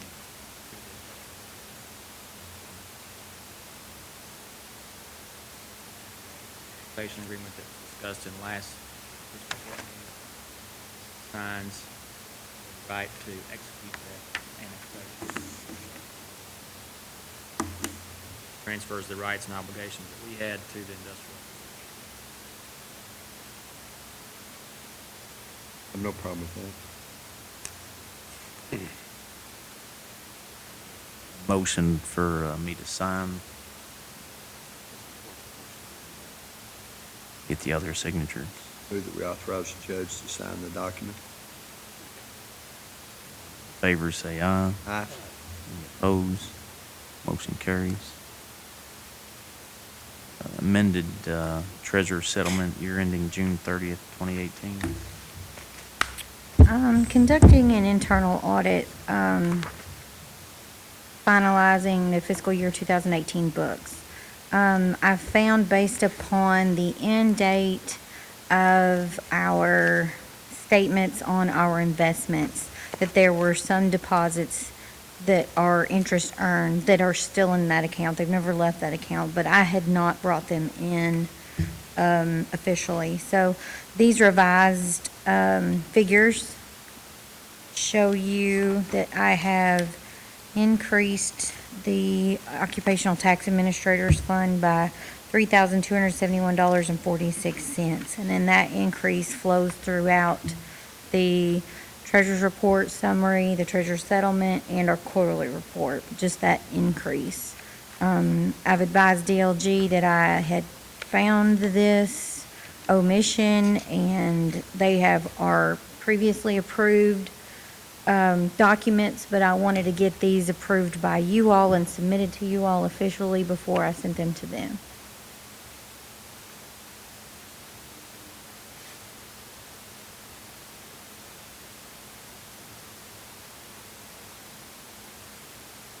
Questions or motion to accept?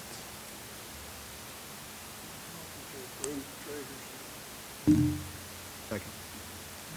Year ending June 30th, 2018. All those in favor say aye. Opposed? Motion carries. Amended treasurer's report, June 30th, 2018. Well, it's kind of a summary. The explanation goes for all three documents. Thought we did all three of them at one whack there. I believe Johnny's motion stated treasurer's settlement. Okay. If we could, Your motion, Commissioner, to take care of all three of those. Second. thank you, gentlemen. All those in favor say aye. Aye. Opposed? Motion carries. Appropriations transfer. We have a few things that we need to transfer some funds. I've gotten these, asking to move from general fund reserves $14,675 to cover the judicial building insurance increase that is $965.78 over what we had budgeted. Public defender allotment is $156 above what we had budgeted. And the sanitation district engineering expenses, those were set to come through the loan, but we need to cover that line item until we get reimbursement from that loan. That's just a temporary thing. Yes, when that reimbursement comes, we'll amend that in and add it back to reserves. Where are the first two coming from? They're all three coming from general fund reserves. Coming from reserves.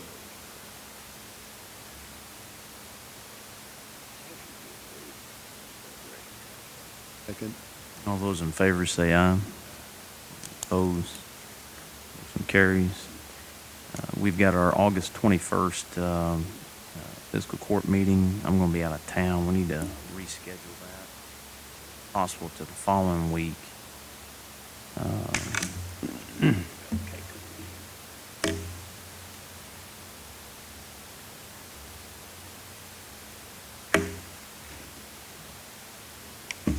The week of the 27th. What are we talking about now? August 21st meeting. 21st.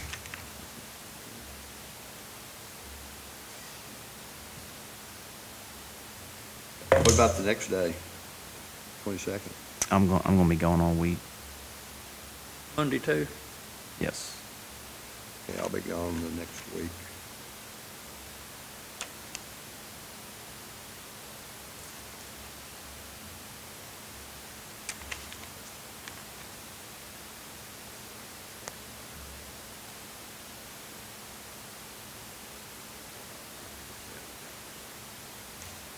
Good.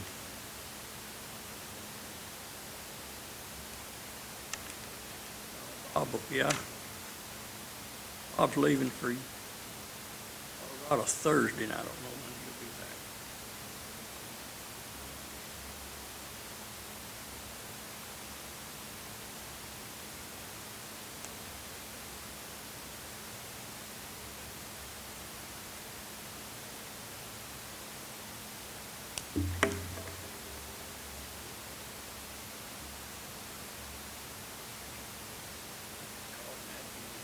Try to schedule it for Friday the 17th.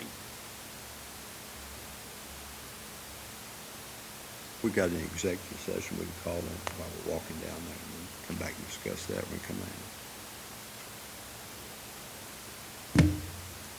in. The September 18th meeting we need to reschedule. 17th has been suggested, that Monday.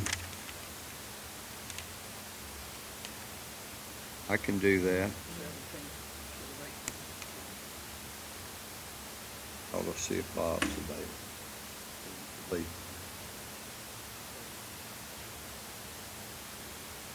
September 17th it is, and it's all right with Bob. I think all four of us need to be here.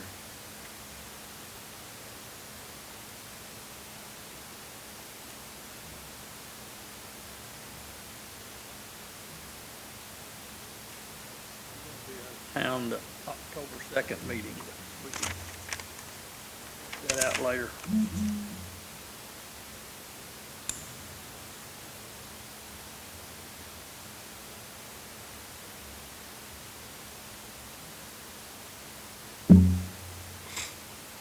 What do we determine? September 17th? What time? 9:30?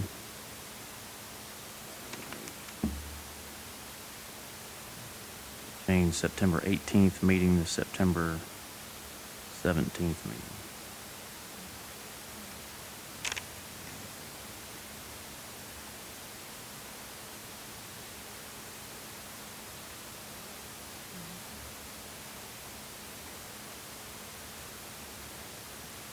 Yeah. Approve payment of the bills. Second. All those in favor say aye. Any opposed? Motion carries. We need to go into executive session for litigation.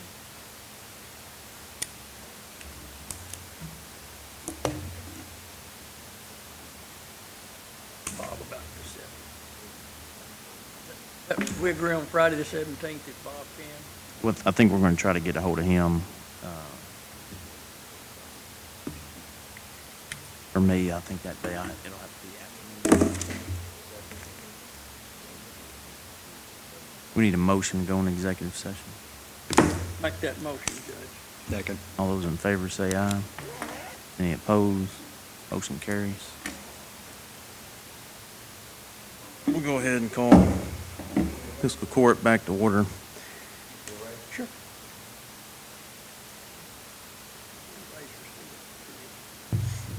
Johnny, are you available on the 27th?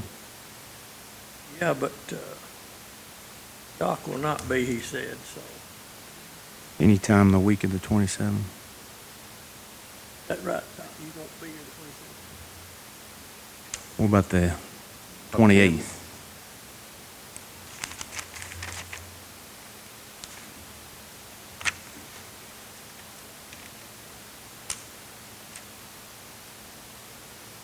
That's the week of the 27th. I will not be here.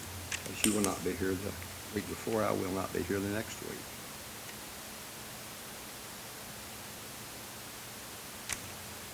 September.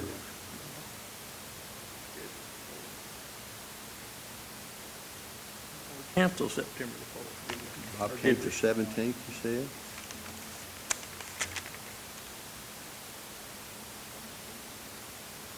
I can't. 17th? How's that feel? I did the week of the 27th. He said he's available the week of the 27th.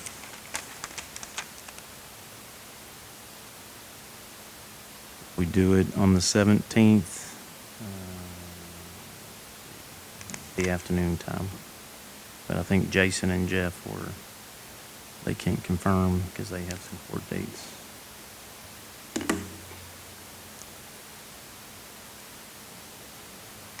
You can be here the 17th. I can be here the 17th. I can be here the regular scheduled meeting, 21st also.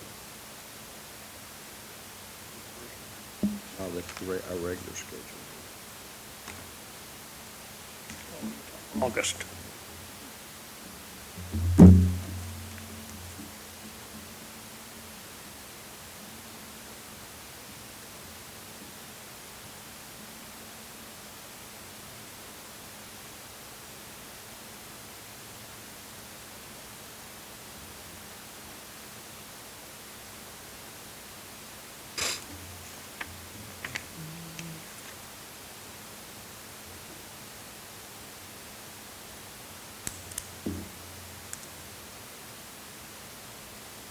Do we want to do it on the 17th, have the meeting on the 17th?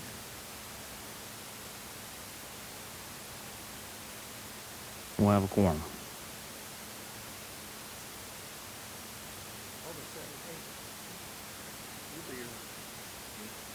Fine with me. I don't know about Bob. About 1 o'clock. That works for me.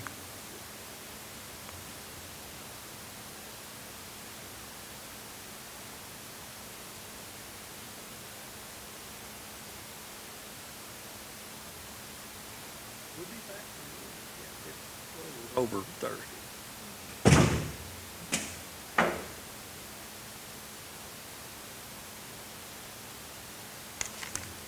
And so 21st is off for sure.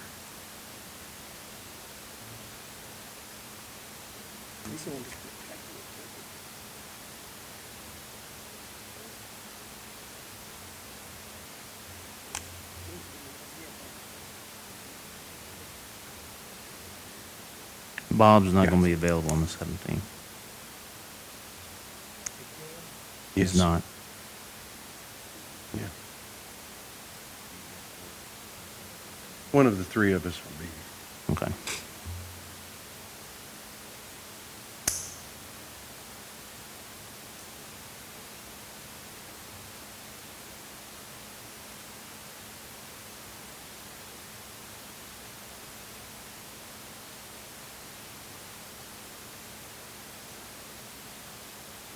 So we're going to set it for the 17th at 1.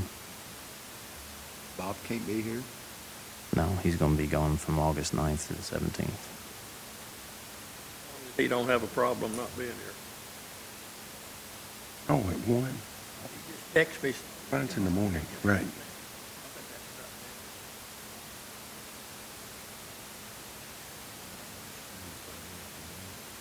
Said he has no problem with that. All right, Friday, 17th at 1 PM. And that'll be replacing August 21st. Is there a motion to adjourn? I've got another thing that brought up relating to waste management in that discussion earlier.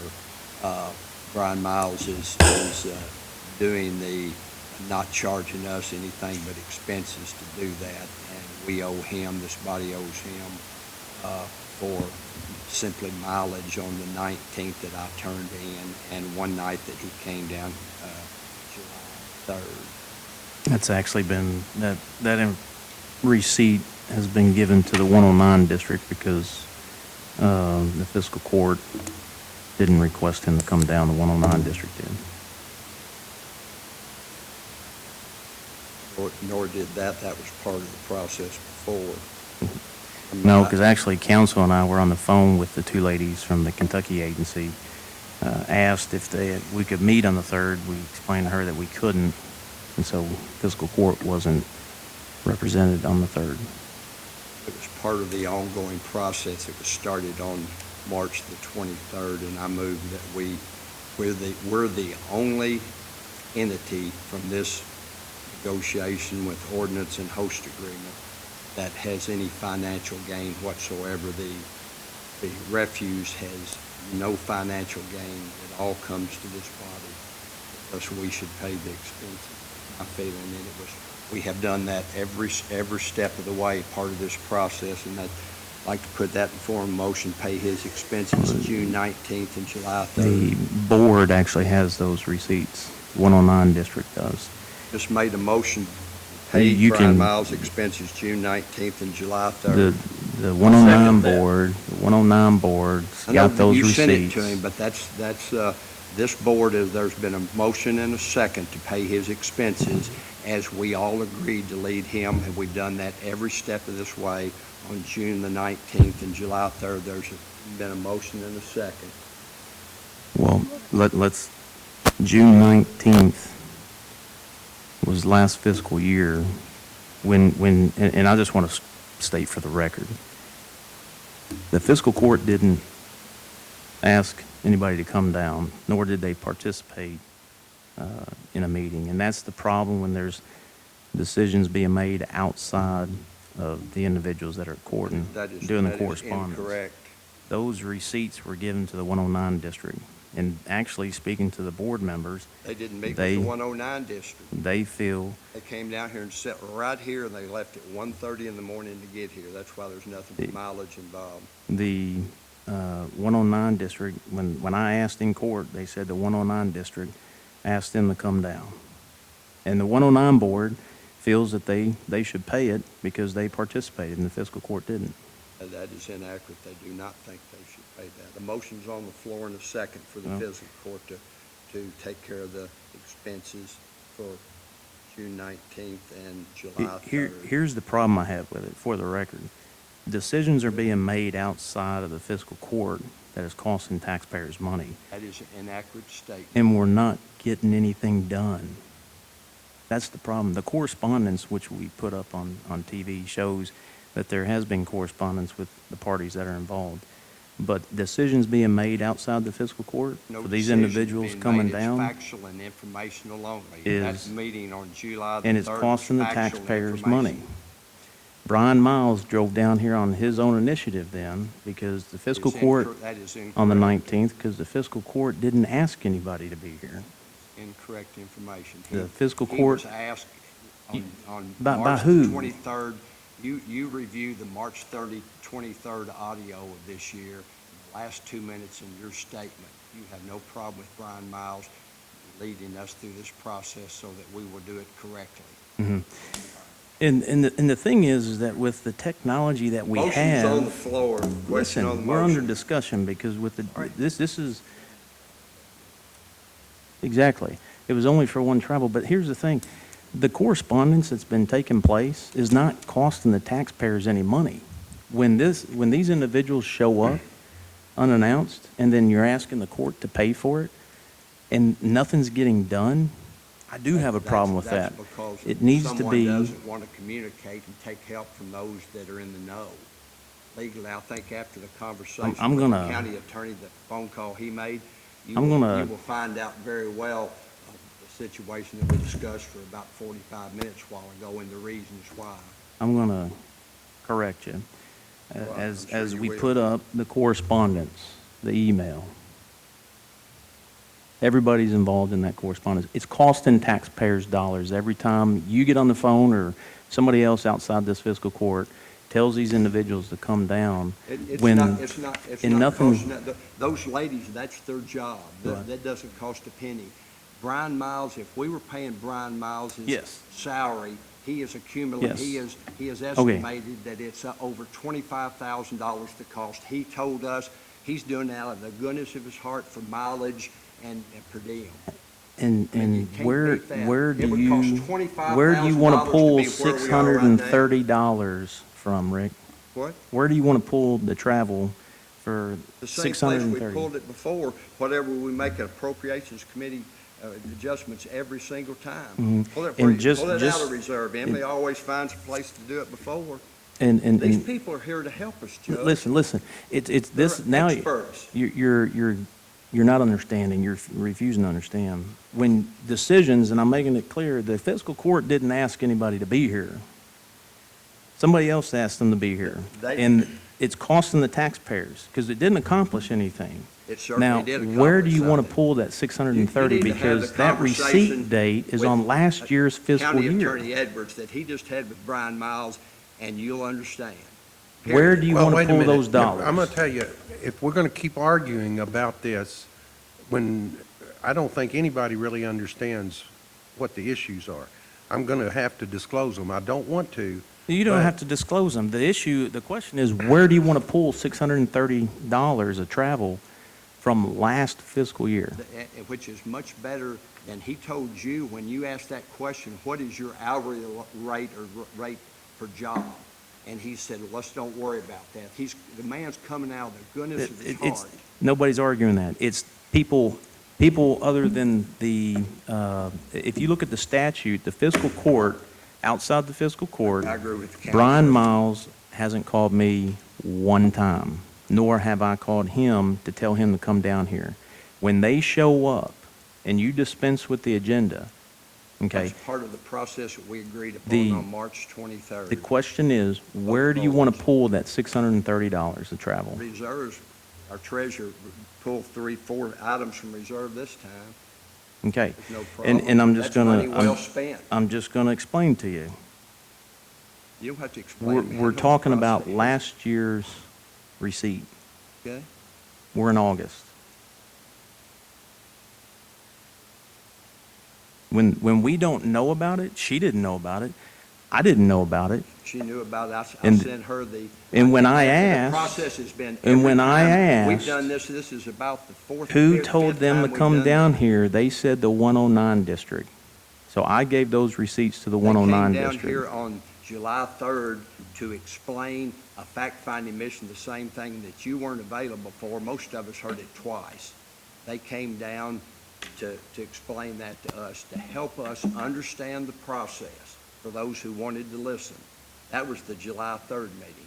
The Jeff, June 19th meeting. when you were sitting on the phone call with the young ladies and they tried to correspond a date for a meeting, July 3rd was asked and it was explained to them that we would not be available.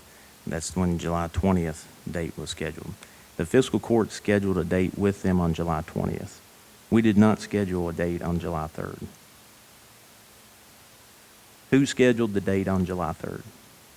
Motion stands. Who scheduled, who scheduled the meeting on July 3rd? Argue with you all day long. I think it's information that we need to put out on the table because the fiscal court did not call these individuals. They're here to help us, the process that we put in motion on March the 23rd. We're talking about paying travel to an individual who showed up experts that on would, his, their fees would have totaled in excess of on his- $25,000. on his own, They're coming out of the goodness of their heart to help us here in Marshall County. but No, the you fiscal, probably can't understand the that, fiscal honestly. court was not represented. A motion stands. Okay. Your motion is to pay those dollars out of what funds? Reserves, if necessary, whatever. We had no, you have no problem doing this and putting it on our agenda 30 seconds before our meeting to show us that information. I have no problem. Well, that doing was presented We're to, getting that, bang that for our buck. information, Instead of $25,000, we're gonna pay $600. that information was presented to you.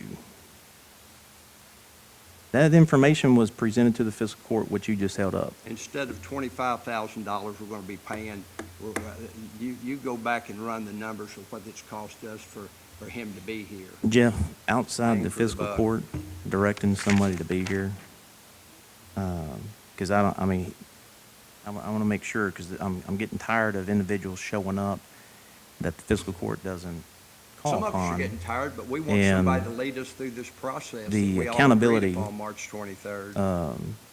Basically, there's no legislative authority outside the fiscal court that anybody at this table has.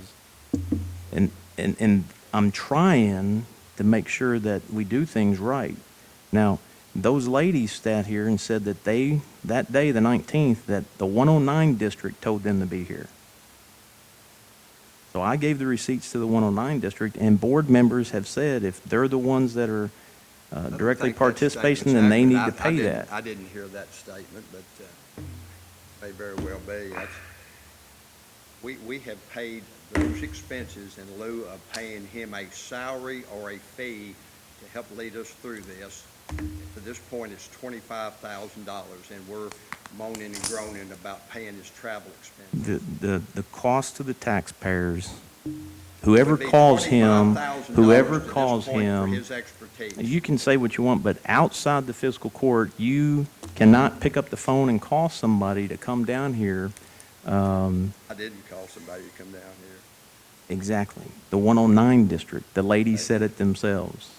I And didn't the hear 109 district is the one that said that if they were in the meeting, then they should pay for his This travel. body, as well as the refuse, identified Brian Miles to lead us through this operation, and that's what he's doing. And if you will get the county attorney, after his phone call, Brian Miles has corresponded back to me since that phone call, and has been made, and I think you'll understand what you apparently don't We're understand. talking about travel for somebody that the fiscal court is not calling upon. We're wasting taxpayers' dollars, because most of this can be Disagree. done, We're with Brian. saving He's up in Grant taxpayers County, $630. $20,000. Down here and back, most of this can be done through correspondence with technology. The problem I got is We're that saving poor them in excess of decisions that are being made $20,000 outside to this of point. fiscal court. Those are that we've identified this person has the knowledge to do so. We're wasting And he will taxpayers' money continue is to do so. what we're doing. Question on the motion. There's a motion and a second. All those in favor? Johnny? Rick? Aye. I'm against it. Motion carries. Motion to adjourn? So moved. All those in favor say aye. Any opposed? Motion carries.